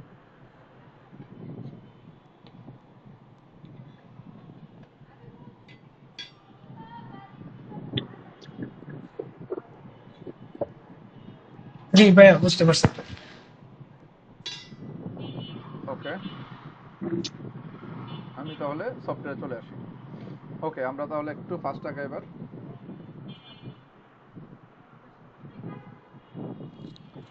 ওকে, আমরা চার্ট অফ অ্যাকাউন্টস, এখানে লেজার আছে, আমরা অল্প কিছু লেজার তৈরি করি আপনাদেরকে কিছু একটু, যেহেতু আমাদের আজকে আসলে প্রারম্ভিক আলোচনাতে বেশি সময় চলে গেছে, আমি চাচ্ছিলাম যে আপনাদেরকে সাথে একটু প্রথম দিন হিসেবে একটু আলোচনাটা করি, মানে সবার সাথে একটু কন্টিনিউ করে। ভাই একটা কোশ্চেন ছিল ভাই। হ্যাঁ শিওর ভাইয়া। ভাই আমি এখন পর্যন্ত অনেকগুলো ক্লাসে করছি আপনাদের এই গ্রুপে, তো প্রতি সপ্তাহে ক্লাস হয় এবং মানে একটা কলই হয় শুধু 1 আওয়ারের। এখন আজকে যেহেতু মানে ফার্স্টে আমাদের টাইম অনেক ওয়েস্ট হয়ে গেছে, এখন আজকে কি সেকেন্ড কল দেওয়া যাবে মানে 30 মিনিটস এটা এরকম হলে হবে? Your call ends in 10 minutes. আচ্ছা আচ্ছা ঠিক আছে, আমাকে আসলে মনির ভাই বলছিল আমার আজকে সকালে আমাকে ওদের কথা হচ্ছিল, তারপর ওদের সাথে আপনি 1 ঘন্টা একটু সময় দেন, ওদের সাথে একটু আলোচনা করেন। তো এখন আচ্ছা ঠিক আছে, আমরা জি ভাই এটা আপনাদের। আচ্ছা অসুবিধা নাই গালমান ভাই, যেহেতু প্রথম দিন আমিও আসলে আপনাদের সাথে ইন্ট্রোডাকশনে বেশি সময় নিয়েছি, আমি আমার আসলে মানে আমার প্র্যাকটিসটা এরকম, আমি যখন নেই প্রথমে একটু সময় নেই সবার সাথে একটু। না ভাই এটা তো ভালো হয়েছে, আমাদের সবার জন্যই ভালো হয়েছে এটা। তো প্রথমে দেখা গেছে যে 30 মিনিটস হলেই একটা হবে। ওকে ঠিক আছে, আমরা এটার পরে প্রয়োজন আরেকটা আপনাদেরকে একটা লিংক দিব, আপনারা ওটা জয়েন করিয়েন, আমরা দেখি কতটুকু আগে শেষ করতে পারি। জি আচ্ছা আচ্ছা ভাই, একটু ফাস্ট থ্যাংক ইউ। আমরা একটু ফাস্ট ফরওয়ার্ড হই। আচ্ছা ওকে, আমরা যখন একটা কোম্পানি ক্রিয়েট করছি, দেখেন আমি আপনারা সবাই মনে জয়েন করছেন অলরেডি, ব্লু ওশান লিমিটেড। হ্যাঁ, এই কোম্পানিতে আমরা অলরেডি শুরু করতেছি কাজ। তো প্রথমে আমরা আজকে যেটা করব, প্রথমে আমরা তো বললাম চার্ট অফ অ্যাকাউন্টস এর কাজ কি, এটার গুরুত্ব কি, এটা আপনাদেরকে একটু ক্লিয়ার করলাম। তারপর লেজারের কাজ কি, লেজারটা আপনাদেরকে আমি এক্সেল শিটে দেখানো হয়েছে যে লেজার হচ্ছে সবার নিচের একদম লাস্ট লেয়ার। হ্যাঁ, একটা ইআরপি সফটওয়্যার লাস্ট লেয়ার হচ্ছে লেজার। তারপর হচ্ছে আপনার এই যে গ্রুপ বা কন্ট্রোল লেজার, এগুলো হচ্ছে তারা আমাদেরকে দিয়ে দিছিল, আমরা হচ্ছে চাইলে নতুন গ্রুপ ক্রিয়েট করে এই যে এরকম আমরা কিছু লেয়ার তৈরি করতে পারি আমার পছন্দ মতো। মানে তারা যেটা করতেছে, তারা হচ্ছে যখন ইআরপি সফটওয়্যারটা তৈরি করছে যে কোনো কোম্পানি, তারা এই প্রথম লেয়ারটা তারা দিয়ে দেয় কারেন্ট অ্যাসেট আর হচ্ছে অ্যাকাউন্ট রিসিভেবল। এরপরেরটা হচ্ছে আমাদের নিজস্ব কাস্টমাইজেশনের উপরে আমার প্রয়োজন অনুসারে, কারণ এক এক কোম্পানি একটা সফটওয়্যার তো ইউনিভার্সাল সফটওয়্যার যখন তৈরি করে সবার জন্য তৈরি করে। এখন সবার নিডটা একরকম না, সবার বিজনেস ট্রেডিং বিজনেসের পলিসি বা তাদের বিজনেসের ধরন একরকম না, তো এটা তাদের কারোর সাথে কারো মিলে না, তখন হচ্ছে তারা নিজের মতো করে চেঞ্জ করে নেয়। ওকে, ফার্স্টে আমরা তাহলে প্রথমে যেহেতু কিছু লেনদেন করব, আমরা কিছু প্রথমে লেজার ক্রিয়েট করে ফেলি। লেজার আমরা প্রথমে যে নিউ লেজার ক্রিয়েট করলাম, লেজার ক্রিয়েট করার সময় প্রথমে হচ্ছে আমরা লেজার নেম দিলাম, মনে করেন আমি প্রথমে দিলাম হচ্ছে ব্যাংক, কিছু একটা ব্যাংক লেজার করি কারণ লেনদেন তো করতে হবে। তো প্রথমে দিলাম এসসিবি দিয়ে মনে করেন অ্যাকাউন্ট নাম্বার, কারণ এসসিবিতে দেখা যাবে যে হয়তো আমার কয়েকটা অ্যাকাউন্ট থাকতে পারে, তো আমি সহজে চেনার জন্য 1120 একটা অ্যাকাউন্টের লাস্ট কোড বা আমার মনে করেন এইটা দিলাম। তো এটা কার আন্ডারে যাবে, যেহেতু এসসিবিটা একটা ব্যাংক অ্যাকাউন্ট, আমি আন্ডারে দিব ব্যাংক অ্যাকাউন্টসের আন্ডারে। ঠিক আছে, তো এখানে আরো অনেক কিছু দেওয়া যায়, মনে করেন ব্যাংক ইনফরমেশন, হ্যাঁ, account number, account name, branch, Swift code, হ্যাঁ, ব্যাংক নেম, সব অনেক কিছু দিতে পারবেন, চাইলে দিতে পারেন, বা আমি আপাতত আপনাদের এগুলো আপনারা দেখতেই বুঝবেন যে এগুলো কোনটার প্রয়োজন আছে। যেমন মোবাইল নাম্বার, ব্যাংক অ্যাকাউন্টে মোবাইল নাম্বার আমি প্রয়োজন বোধ করতেছি না। হ্যাঁ, ওয়েবসাইট এবার জাস্ট ওরা হচ্ছে ওদের মতো করে এটা তৈরি করছে, যে আপনার প্রয়োজন লাগলে আপনি ইউজ করবেন, না হলে আপনি স্কিপ করবেন। তো আমাদের যেহেতু আপাতত প্রয়োজন হচ্ছে না, আমরা তো এটা ক্রিয়েট করলাম। পরে হচ্ছে আমরা যেহেতু ব্যাংক করলাম, ব্যাংকের সাথে আমরা একটা পেটি ক্যাশও তৈরি করে ফেলি, কারণ আমাদের এখানে অলরেডি দেখেন আমাদের এখানে ক্যাশ অলরেডি আছে, এই যে ক্যাশ ইন হ্যান্ড। তো আমরা চাইলে পেটি ক্যাশটাও, ক্যাশ ইন হ্যান্ডটা মনে করেন আমাদের হচ্ছে অ্যাকাউন্টসের মেইন, মানে আমাদের মেইন অ্যাকাউন্টসে ইউজ হয়, আর পেটি ক্যাশটা হচ্ছে আমাদের একটা সাব ব্রাঞ্চ আছে বা আমাদের ফোন ডেস্কে আমরা দিয়ে রাখি। তো আমি পেটি ক্যাশটা আমি হচ্ছে, বা যেখানে আমাদের ক্যাশ লেনদেন বেশি হয় আমরা জাস্ট ওখানে একটা পেটি ক্যাশ ইউজ করলাম। তবে এটা হচ্ছে আমরা ক্যাশ ইন হ্যান্ডের আন্ডারে দেবো, যেহেতু এটা ক্যাশ টাকা, এটা আন্ডারে যাবে হচ্ছে ক্যাশ ইন হ্যান্ডের আন্ডারে, আমরা ওটা ক্রিয়েট করি। আচ্ছা, অলরেডি হ্যাজ টেকেন, ও পেটি ক্যাশটা আমি তারা অলরেডি ক্রিয়েট করে রাখছে, ফাইন, আমার কষ্টটা কমে গেল। এরপর আসেন আমরা এখানে আরো কিছু তৈরি করি। আমাদের দেখি এখানে ক্যাপিটাল,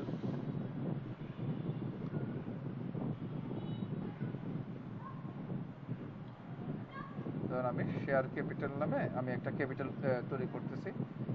যেহেতু আমরা ফার্স্টে হচ্ছে ক্যাপিটালে যে দেখেন শেয়ার ক্যাপিটাল বা ওনার্স ক্যাপিটাল, তারা হচ্ছে এটা গ্রুপ করে রাখছিল, আমি হচ্ছে আপনার শেয়ার ক্যাপিটাল নামে একটা লেজার ক্রিয়েট করতেছি। এটা কিন্তু লেজার, ঠিক আছে, আমরা এখন শুধু লেজার ক্রিয়েট করতেছি কারণ আমরা যেন ট্রানজাকশন করতে পারি। ওকে, এরপরে আমরা কিছু এক্সপেন্স বা ইনকামের কিছু ব্যবস্থা করি, না হলে আমরা লেনদেন করবো কিভাবে। মনে করেন আমরা কিছু এক্সপেন্স, ধরেন অফিসে এন্টারটেনমেন্ট এক্সপেন্সটা খুব বেশি হয়। এন্টারটেনমেন্ট এক্সপেন্স এটা কার আন্ডারে যাবে, কে বলতে পারবেন? এন্টারটেনমেন্ট এক্সপেন্সটা কার আন্ডারে যাবে? এটা অ্যাডমিনিস্ট্রেটিভ এক্সপেন্সের আন্ডারে দিলাম, মানে ইনডাইরেক্ট এক্সপেন্স আর কি, আমি করে দিলাম এন্টারটেনমেন্ট এক্সপেন্স, এটা অ্যাডমিনিস্ট্রেটিভ এক্সপেন্সের আন্ডারে গেল, এটাকে আমরা ক্রিয়েট করে দিলাম। আচ্ছা, এবার একটু ইনকামের ব্যবস্থা করি। হ্যাঁ, আমরা যেহেতু সেলস করতে হবে, মনে করেন আমরা কি সেলস করি, আমরা হচ্ছে আপনাদের জন্য, যেহেতু আমরা কাপড় নিয়ে কথা বলতেছিলাম, হ্যাঁ, তাহলে হচ্ছে মনে করেন আমাদের শার্টের বিজনেস আছে, মনে করেন শার্ট সেলস। হ্যাঁ, আমরা শার্ট প্যান্ট অনেক কিছু সেল করি, তার মধ্যে আমরা শার্টের জন্য আলাদা করে একটা ইনকাম হেড তৈরি করলাম, যে শার্টের সেলস ইনকাম, আমরা শার্টটা সেল করি। এরপরে শার্টের জন্য তো আসলে শার্ট তো আমরা মনে করেন আমরা বিক্রি করি, আমাদের একটা শোরুম আছে, বাট আমরা আবার পার্সেসও করি শার্ট। মানে আমি ধরুন আপনার পলিশ কোস্টিংয়ে গেলাম না, যে সুই সুতা এত কিছু লম্বা হাতে গেলাম না, জাস্ট হচ্ছে মনে করেন আমরা একটা শোরুম, আমরা পাইকারি বাজার থেকে শার্ট কিনি, আবার পাইকারি বাজার আমরা খুচরাতে শার্ট বিক্রি করি। তাহলে আমরা এখানে শার্ট পার্সেস,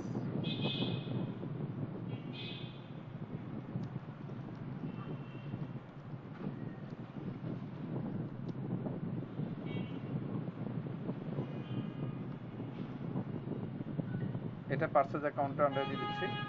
মানে আমরা প্রথমে শার্ট পার্সেস করি, আমরা একটু শোরুমে আছি, আমরা শার্ট পার্সেস করতেছি, শার্ট সেল করতেছি, এই টাইপের একটা অবস্থা। আচ্ছা, গ্রুপ তো আমরা এখানে আপাতত আর নতুন কোনো গ্রুপ ক্রিয়েট করতেছি না, তারা ডিফল্ট যে গ্রুপগুলো যেগুলো দিয়ে দিয়েছিল আমরা ওটার উপর ভরসা রাখতেছি। কারেন্সি তো বুঝছেন যে এটা হচ্ছে মুদ্রা। হ্যাঁ, এখন নিউ কারেন্সি, আমাদেরকে ফার্স্ট একটা কারেন্সি ক্রিয়েট করতে হবে। ধরুন আমি টাকা দিচ্ছি, বাংলাদেশি টাকা। তো এটার ডিসিমাল পয়েন্ট তো বুঝছেন যে দশমিকের পরে কত ঘর দিবে। তো দশমিকের পরে মনে করেন আমি আপাতত 1 ঘর দিচ্ছি, 2 ঘর হলে বেশি বড় হয়ে যায়, মনে করে 1 ঘরে এনাফ, ওটা দিয়ে দিলাম। তাহলে হচ্ছে আমাদের বাংলাদেশি টাকা একটা কারেন্সি ক্রিয়েট হয়ে গেল। এখন হচ্ছে আপনি কাস্টমার, আপনি চাইলে এখানে কাস্টমারগুলো আমরা তৈরি করতে পারবো। ভেন্ডর হচ্ছে যারা সাপ্লায়ার, যারা আমাদেরকে প্রোডাক্ট দেয়। এমপ্লয়ি মানে হচ্ছে যারা আমাদের প্রতিষ্ঠানে আমাদের সাথে একসাথে কাজ করে, টিমমেট, তাদেরকে আমরা এমপ্লয়ি হিসেবে কাউন্ট করি। ওকে, আর 3 মিনিট সময় আছে। আমরা আরেকটা কি লিংক দিব আপনাদেরকে? জি ভাইয়া দেন।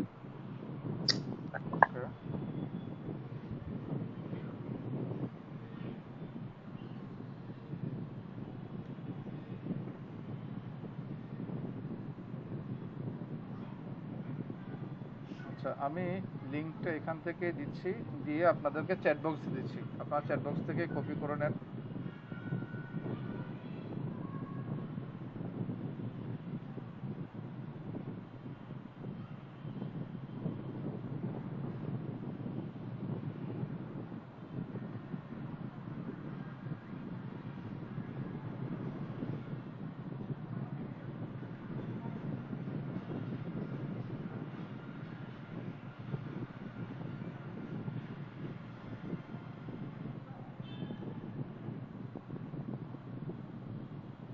আর 1 মিনিট সময় আছে, আপনাদেরকে আমি চ্যাট বক্সে একটা মিটিংয়ের লিঙ্ক দিয়ে দিচ্ছি, সবাই ওই লিঙ্কটা একটু ইউজ করে জয়েন করুন। চ্যাট বক্সে আছে।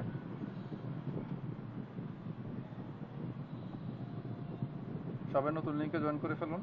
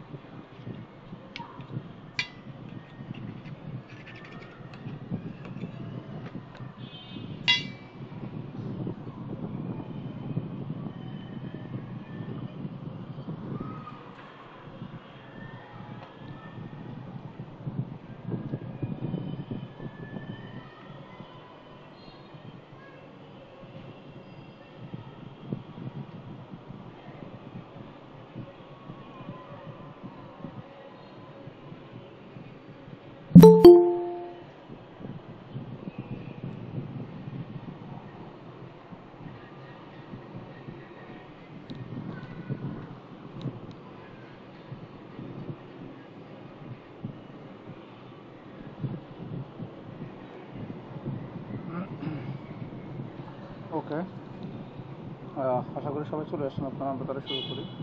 তো আমরা যেটা করলাম এখানে হচ্ছে আমরা গ্রুপ এখনো ক্রিয়েট করা হয়নি, আমরা হচ্ছে লেজার ক্রিয়েট করছি আর চার্ট অফ অ্যাকাউন্টসে গেছি। এখন একটা জিনিস খেয়াল করে দেখেন, আমরা যে লেজারগুলো ক্রিয়েট করছি এগুলো কিন্তু আপনি চার্ট অফ অ্যাকাউন্টসে পাবেন, কারণ চার্ট অফ অ্যাকাউন্টসে আপনি এখানে যা করা হয় সব পাবেন। যেমন সেলসে যান, এই সেলসে দেখেন আমরা সেলস অ্যাকাউন্টে সেলসের আন্ডারে দেখেন শার্ট সেলস ইনকাম এটা আসছে, এটা কিন্তু আগে ছিল না।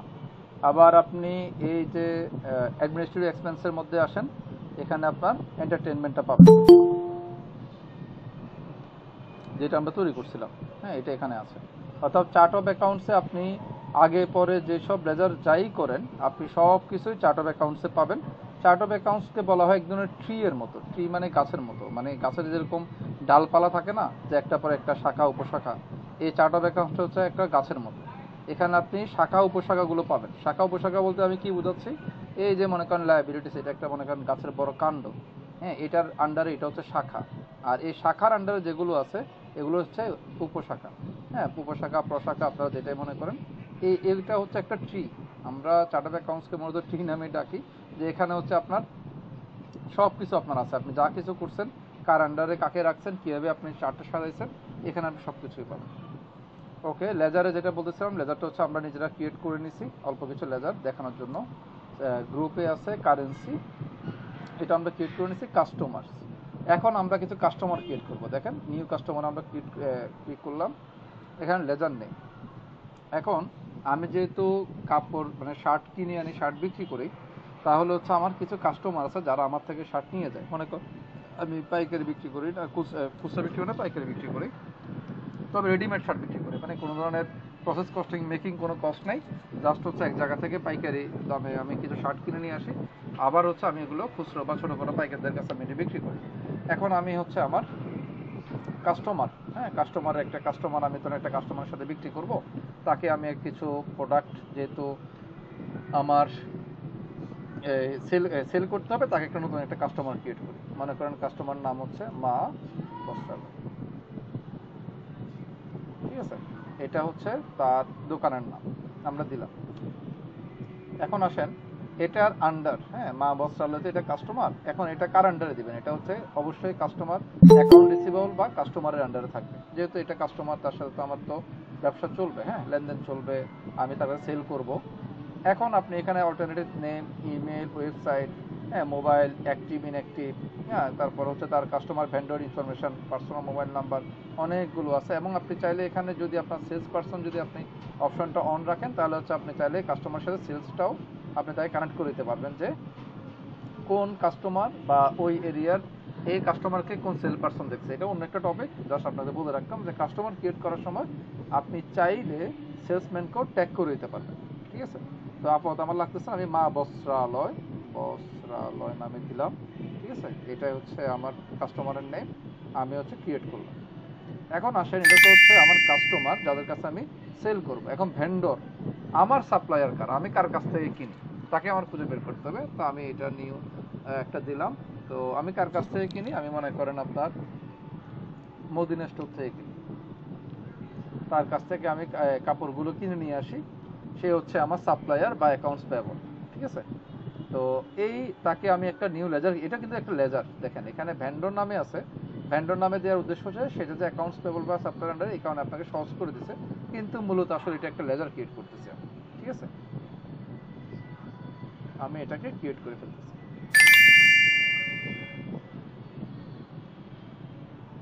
এখন আপনার একটা জিনিস খেয়াল করে দেখেন, আমরা যে এই কাজগুলো করলাম এটা কেন করলাম ভাই, এগুলা কাজগুলো করছে মূলত বিজনেসটা পরিচালনা করার জন্য, আমি কাস্টমারদের সাথে লেনদেন করার জন্য। এখন আমার লেনদেন করার সময় হয়ে গেছে, আমার লেজার তৈরি হয়ে গেছে, আমি চাইলে এখন কিছুটা লেনদেন করতে পারবো, খুব বেশি পরিমাণ এখনো হয় নাই, কারণ আমি বেশি লেজার তৈরি করি না, জাস্ট আপনাদেরকে একটা ধারণা দেওয়ার জন্য যে আসলে কিভাবে চার্ট অফ অ্যাকাউন্টসটা সেট আপ করা হয়, কীভাবে বিজনেসগুলো করা হয়। তো আজকের টপিকের মধ্যে যেটা ছিল, আমি যেটা দেখলাম যে আপনাদের চার্ট অফ অ্যাকাউন্ট সম্বন্ধে লেজারগুলো একটু ধারণা দেওয়া, আর হচ্ছে কিছু ট্রানজ্যাকশন করে একটু রিপোর্টটা দেখানো।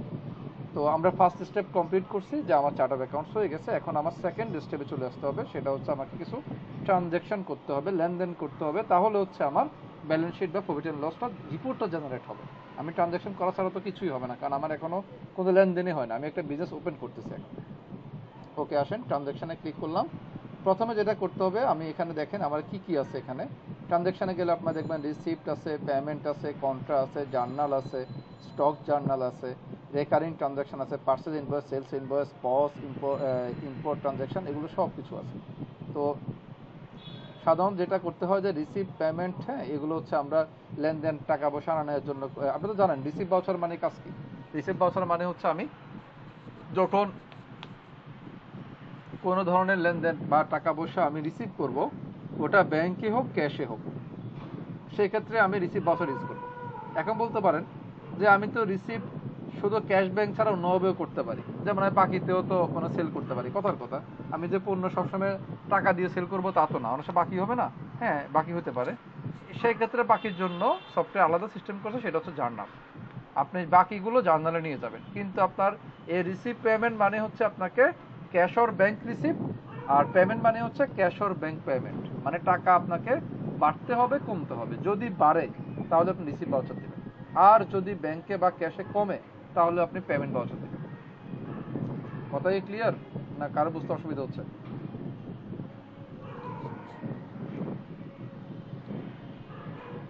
আমি আবার রিপিট করতেছি, একটু শুনুন। আমাদের এখানে যে 4টা ভাউচার দেখতে পাচ্ছেন, এই প্রথমে রিসিপ্ট আর পেমেন্ট, এই দুটা ভাউচারের কাজ হচ্ছে টাকা রিসিভ করা। টাকা বাড়লে, আপনার ক্যাশে বাড়লে বা ব্যাংকে বাড়লে সেটা হচ্ছে রিসিপ্ট ভাউচার, টাকা কমে গেলে ক্যাশে বা ব্যাংকে কমে গেলে সেটা হচ্ছে পেমেন্ট ভাউচার। আর জার্নাল ভাউচারের কাজ কি? যদি আপনার এই টাকা বাড়া ছাড়া যদি আপনার কোনো ধরনের বাকিতে লেনদেন হয় বা কোনো ধরনের নন ক্যাশ ট্রানজ্যাকশন হয়, লাইক ডেপ্রিসিয়েশন এক্সপেন্স, হ্যাঁ, যেটা আপনার কোনো transaction but non cash transaction, সেটা আপনি জার্নাল ভাউচারে দিবেন।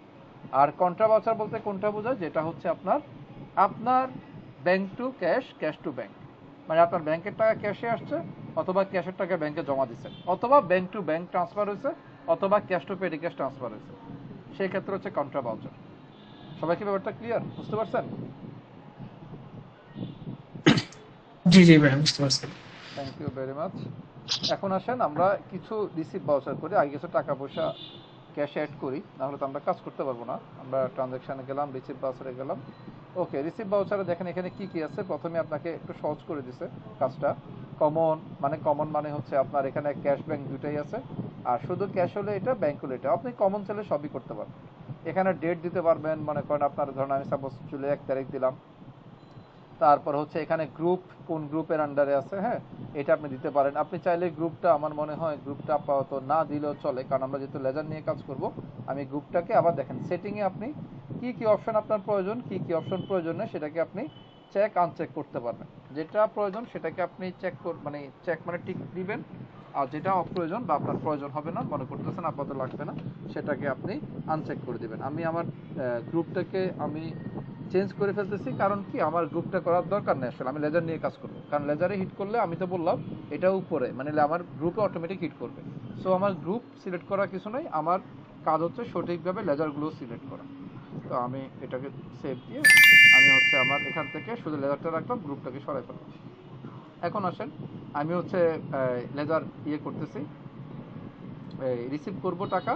তবে টাকাটা কীভাবে রিসিভ করবো? ব্যাংকের মাধ্যমে। মনে করেন আমি একটা ব্যবসা শুরু করলাম, তো প্রথমে হচ্ছে আমার তো টাকা ক্যাপিটাল হিসাবে আনতে হবে। মনে করেন আমি ব্যাংকে আনতেছি এসসিবিতে আমি টাকা আনতেছি, প্রথমে মূলধন হিসেবে 10 লক্ষ টাকা, কেমন? তাহলে ব্যাংক ডেবিট আর ক্রেডিট কি হবে? ক্যাপিটাল। এটা তো আপনারা সবাই জানেন, শেয়ার ক্যাপিটালটা ক্রেডিট হবে।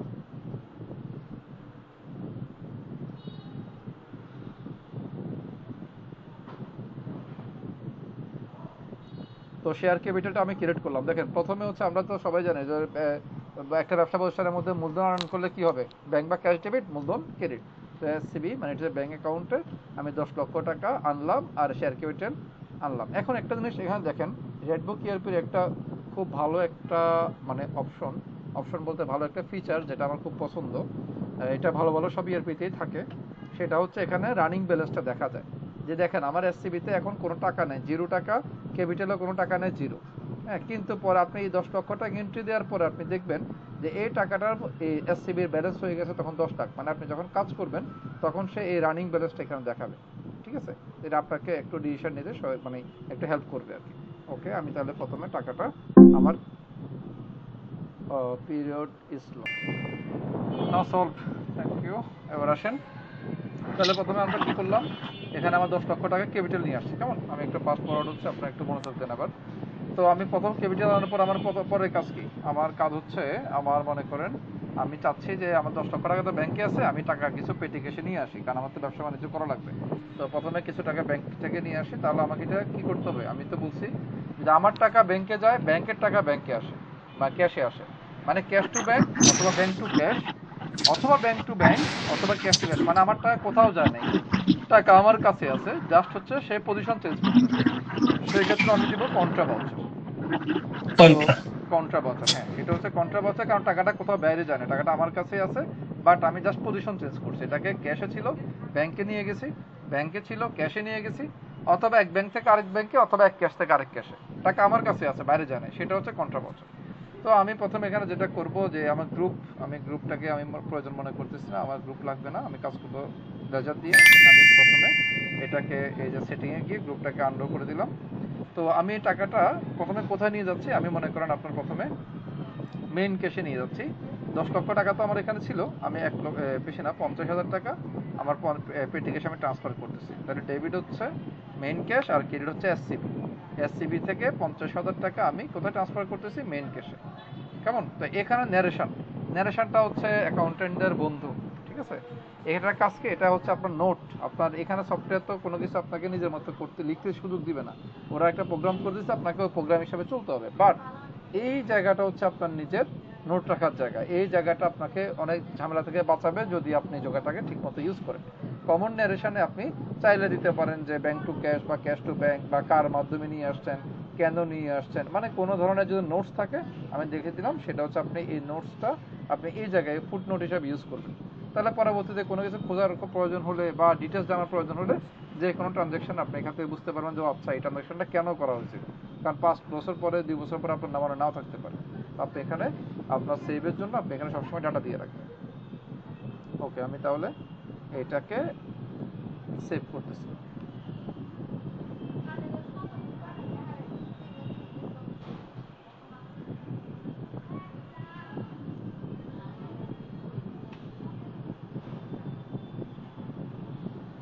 আচ্ছা ফাইন, আমরা তাহলে ক্যাশ টাকা নিয়ে গেলাম। এখন আসেন আমি ব্যবসা করতে আসছি, তাই না? তাহলে আমাকে এখন কি করতে হবে? পারচেজ করতে হবে, মানে হচ্ছে আমাকে প্রোডাক্ট কিনতে হবে, এরপর আমি সেল করবো। তাহলে আমি এখানে পারচেজ ইনভয়েসে গেলাম।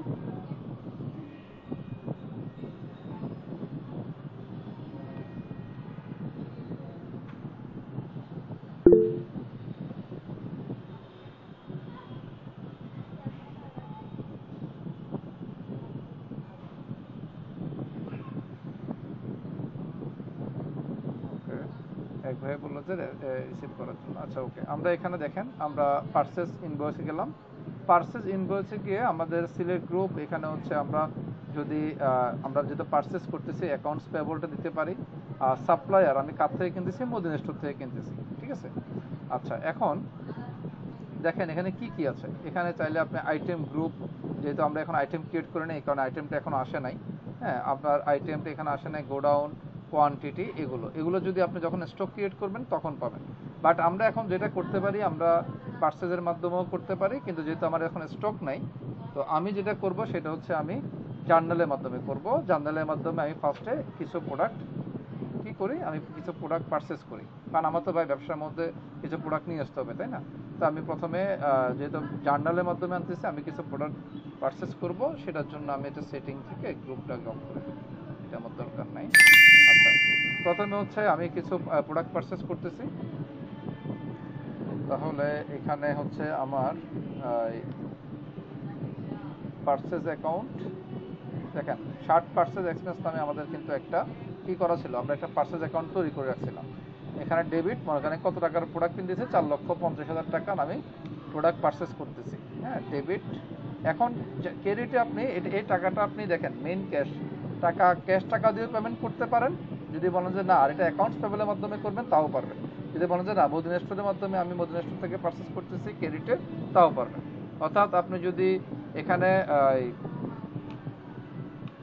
আমি যেটা বলতে চাচ্ছিলাম, যদি এখানে বাকিতে পারচেজ করেন তাহলে আপনি জার্নাল দিয়ে করবেন, আর যদি ক্যাশ পারচেজ করেন তাহলে হচ্ছে আপনি পেমেন্ট ভাউচার দিয়ে করতে পারেন। আমি প্রথমে আপনাদের ক্যাশটা দেখাই, পরে বাকিটা দেখাচ্ছি, ঠিক আছে? আমি প্রথমে পেমেন্টে গেলাম।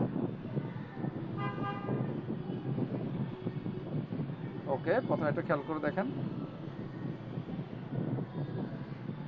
আমরা 2 তারিখ টাকা 1 তারিখে আনছিলাম, এখন 2 তারিখে গিয়ে আমি হচ্ছে পারচেজ করতেছি কারোর কাছ থেকে, মনে করেন আমি ক্যাশ টাকা দিয়ে পারচেজ করতেছি, আমার প্রোডাক্ট পছন্দ হয়েছে, আমি কিছু প্রোডাক্ট প্রথমে শার্ট, দেখেন শার্ট এক্সপেন্স, এটাকে ডেবিট করলাম, পারচেজ করতেছি, তো হচ্ছে আমার কত টাকা, আমার মনে করেন শার্ট কিনতেছে 2 লক্ষ টাকা, হ্যাঁ, প্লাস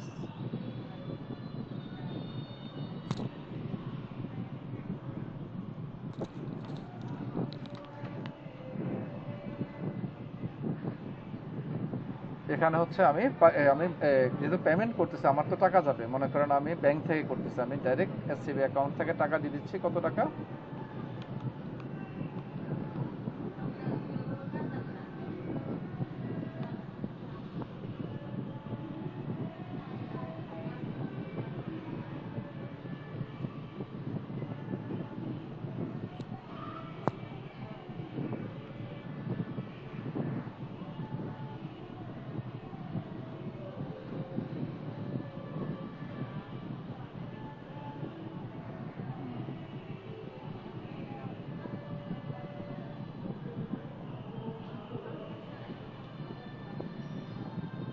এসসিবি থেকে পারচেজ করতেছি,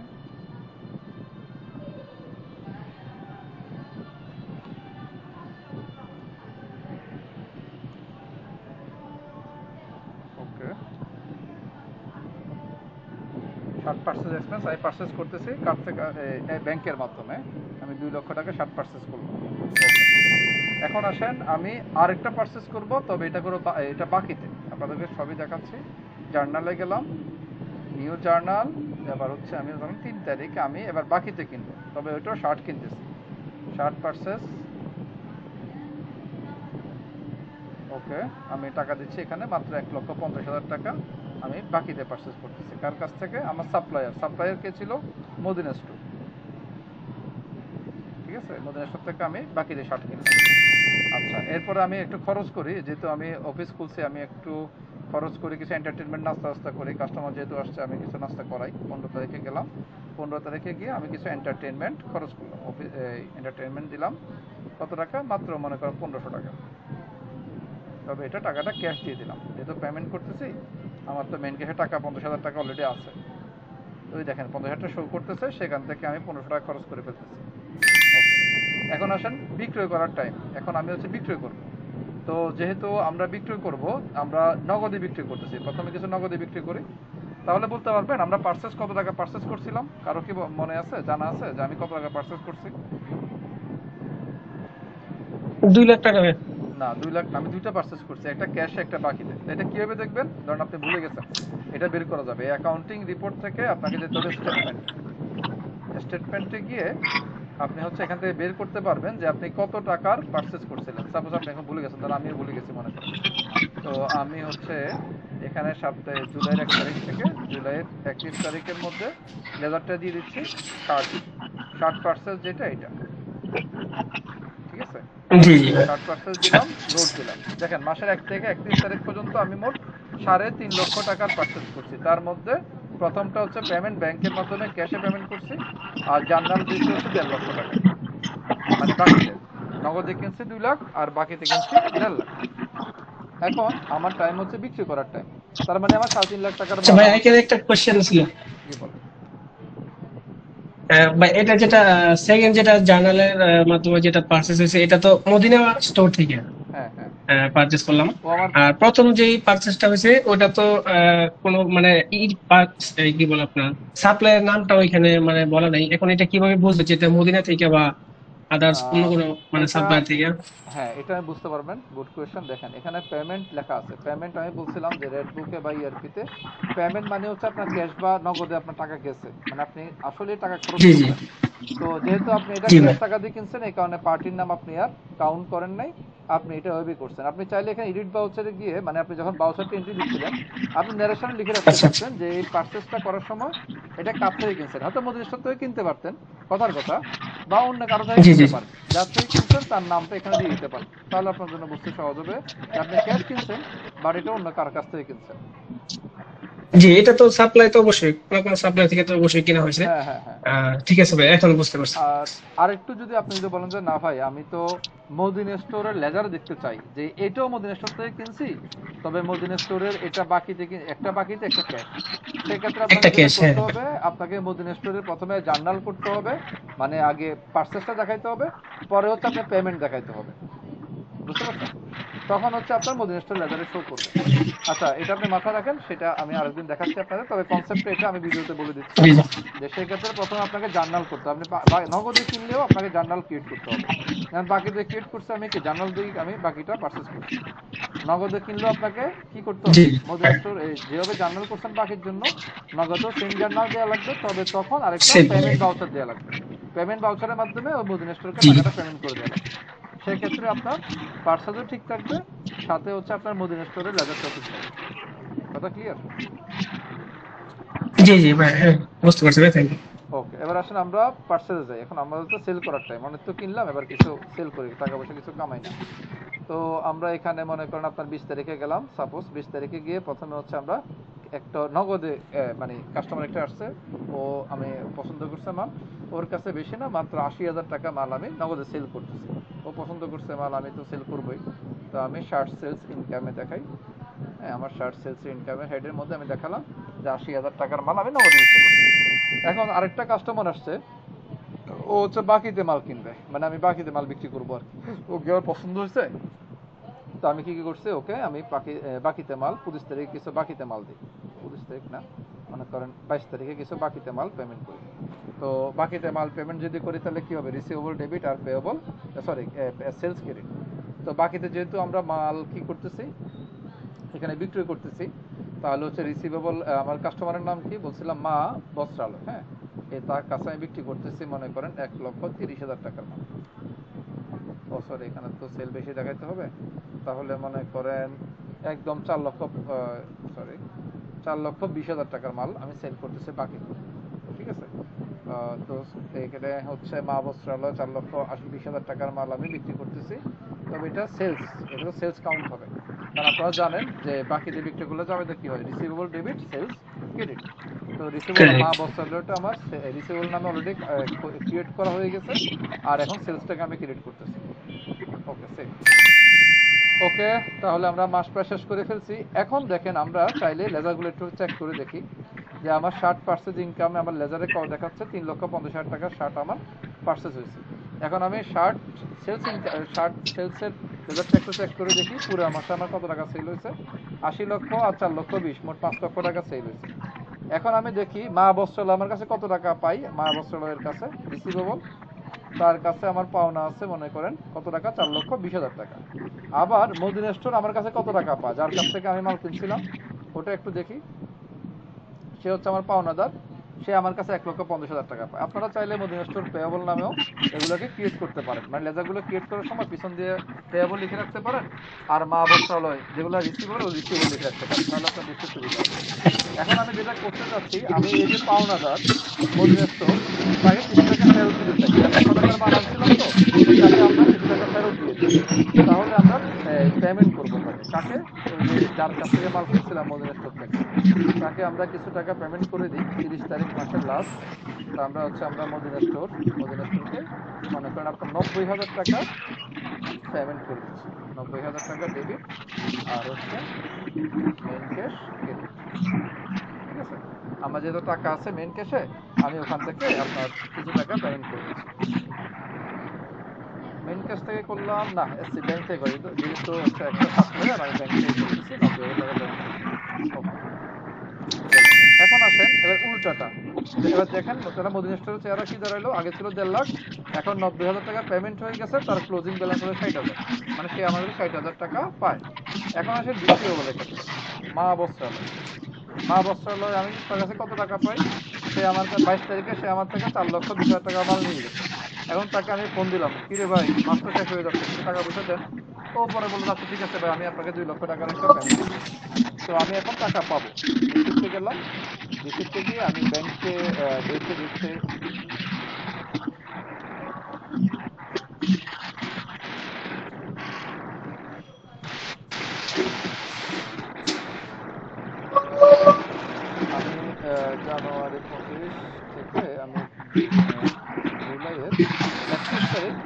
টাকা পাচ্ছি দেখেন এসসিবিতে অফ রাখেন ভাই, একজন মাইক অন আছে। 2 লক্ষ টাকা এসসিবি ডেবিট, তারপর হচ্ছে আমার মা বস্ত্রালয় ক্রেডিট, মানে সে আমাকে ব্যাংকের মাধ্যমে, আমি চাইলে এখানে চেক নাম্বার বা অন্যান্য ইনফরমেশন আমি এখানে দিয়ে দিতে পারি। সেভ রাখলাম। তাহলে আপনি রেড বুকে যান, রেড বুকে গিয়ে আপনি এখন চেক করেন তার ব্যালেন্স কত আছে। 4,20,000 টাকা বাকি নিয়েছিল, 2 লক্ষ টাকা পেমেন্ট করে দিয়েছে, তার 2,20,000 টাকা আছে। তাহলে আমাদের মোটামুটি ছোটখাটো একটা ট্রানজ্যাকশন হয়ে গেছে। আমি এখন একটা রিপোর্টে চলে যেতে পারি। আমি অ্যাকাউন্টিং রিপোর্টে গেলাম, প্রথমে চলে গেলাম প্রফিট অ্যান্ড লস, যেটা সবার প্রিয় জিনিস, ওখানে চলে গেলাম।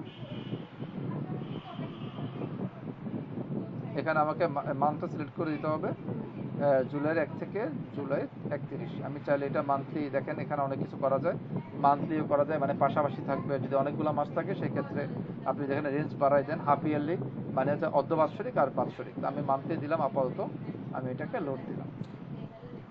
তাহলে দেখেন আমার অলরেডি কিন্তু সুন্দর মতো দাঁড়াই গেছে। দেখেন জুলাই মাসে আমার 5 লক্ষ টাকা সেল ছিল, কস্ট অফ সেল ছিল 3,50,000, 1,50,000 টাকা আমার গ্রস প্রফিট। তার মধ্যে থেকে অ্যাডমিনিস্ট্রেটিভ এক্সপেন্স আমি 1500 টাকা খরচ করছিলাম, কিসে মনে আছে, এন্টারটেইনমেন্ট বাবদ। ওটা বাদ দেওয়ার পরে 1,48,500 টাকা হচ্ছে আমার প্রফিট অ্যান্ড লস, মানে হচ্ছে নেট প্রফিট আছে, হ্যাঁ, বিফোর ট্যাক্স। ট্যাক্সের কোনো আমি এখানে ক্যালকুলেশন এখন আপাতত করে নেই।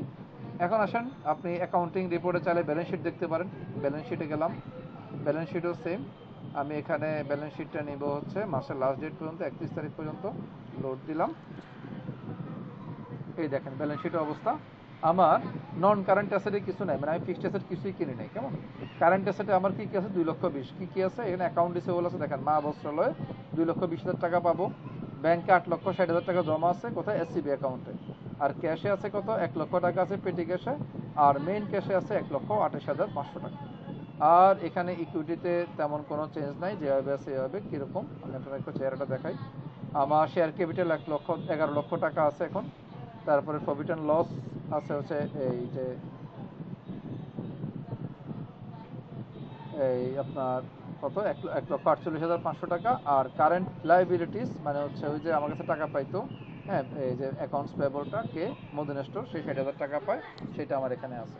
তাহলে আমার কিন্তু দেখেন টোটাল অ্যাসেট কিন্তু ঠিক আছে 13,08,500, 13,08,500। এভাবে করে আপনার এখানে ডে বুক, এখানে এগুলোর কাজকে আমি একটু বলি। ব্যালেন্স শিট তো আপনারা বুঝেন যে যেখানে হচ্ছে আপনার অ্যাসেট লাইবিলিটিসের ফুল ইনফরমেশনগুলো থাকে।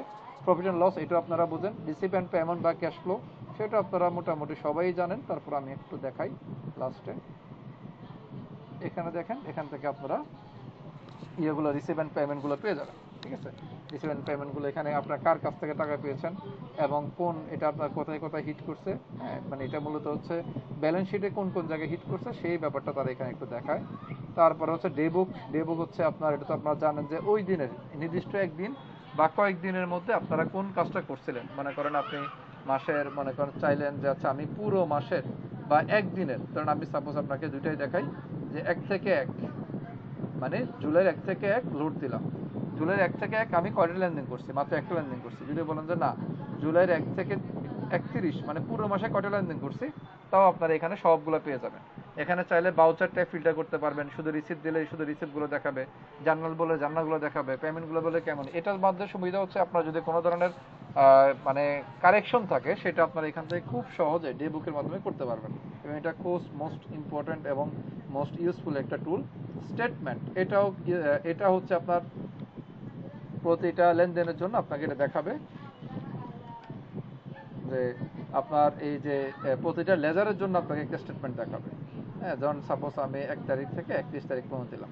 আপনারা আমরা যে লেজারগুলো তৈরি করছিলাম এদের সবার নামে, ধরুন আমি যদি এসসিবি দিই, এসসিবি প্রতিটা লেজারের ফুল হিস্ট্রি আপনি এখান থেকে পাবেন।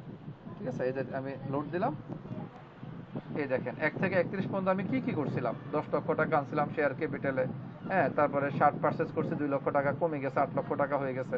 আবার 50,000 টাকা নগদে সেল করছিলাম, হ্যাঁ, কন্ট্রাক্ট করছিলাম, মানে হচ্ছে আমার পেটি ক্যাশে নিয়ে গেছিলাম, 7,50,000 হয়ে গেছে। তারপর 90,000 টাকা আবার পেমেন্ট করছিলাম, 6,60,000 হয়ে গেছে। কাস্টমার থেকে 2 লক্ষ টাকা আবার রিসিভ করলাম, হ্যাঁ, 8,60,000 হয়ে গেছে। তাহলে আমার টোটাল কারেন্ট ব্যালেন্সটা, এটা একদম লেজার, মানে ফুল লেজারটা আপনারা এখানে পাবেন। তো এই ছিল মোটামুটি আজকের মতো টপিক। আপনারা যারা এতক্ষণ সময় দিয়েছেন আমি আপনাদের সবার প্রতি কৃতজ্ঞতা জ্ঞাপন করতেছি যে আপনারা সময় ধরে আমাদের সাথে এতক্ষণ ছিলেন। আর আমি ফুল ক্লাসটাই হচ্ছে রেকর্ড করে রাখছি, তো আশা করি আপনাদেরকে হয়তো আগামীকাল বা পরশুদিন আপনারা সবাই পেয়ে যাবেন। আর নেক্সট ক্লাসটা হবে ইনশাল্লাহ আগামী শনিবার। সবাইকে যারা সুস্থ রাখে তাহলে ইনশাল্লাহ আবার হচ্ছে আমাদের সাথে দেখা হবে। আর আজকের মতো ক্লাস এখানে শেষ করতেছি। সবাই ভালো থাকেন, সুস্থ থাকেন। আর গ্রুপে আমি একটা মেসেজ দিব, আপনারা সবাই ক্লাসটা কেমন লাগছে আপনাদের মতামতটা একটু শেয়ার করবেন। ভালো মন্দ যেটাই হোক, আমি চাই হচ্ছে আপনাদের মানে যেটা রিয়েল, হ্যাঁ যেটা রিয়েল আছে আপনারা ওটাই বলবেন, তাহলে এটা সবার জন্য ভালো হবে। আমার কাছে ভালো লাগবে, উৎসাহ পাবো যে আপনারা জিনিসটা আপনারা সবার কাছে আপনাদের কেমন লাগছে আপনাদের মতো করে আপনারা শেয়ার করবেন। ঠিক আছে, আমি আজকের মতো বিদায় নিচ্ছি। সবাই ভালো থাকেন, সুস্থ থাকুন। আল্লাহ হাফেজ, আসসালামু আলাইকুম।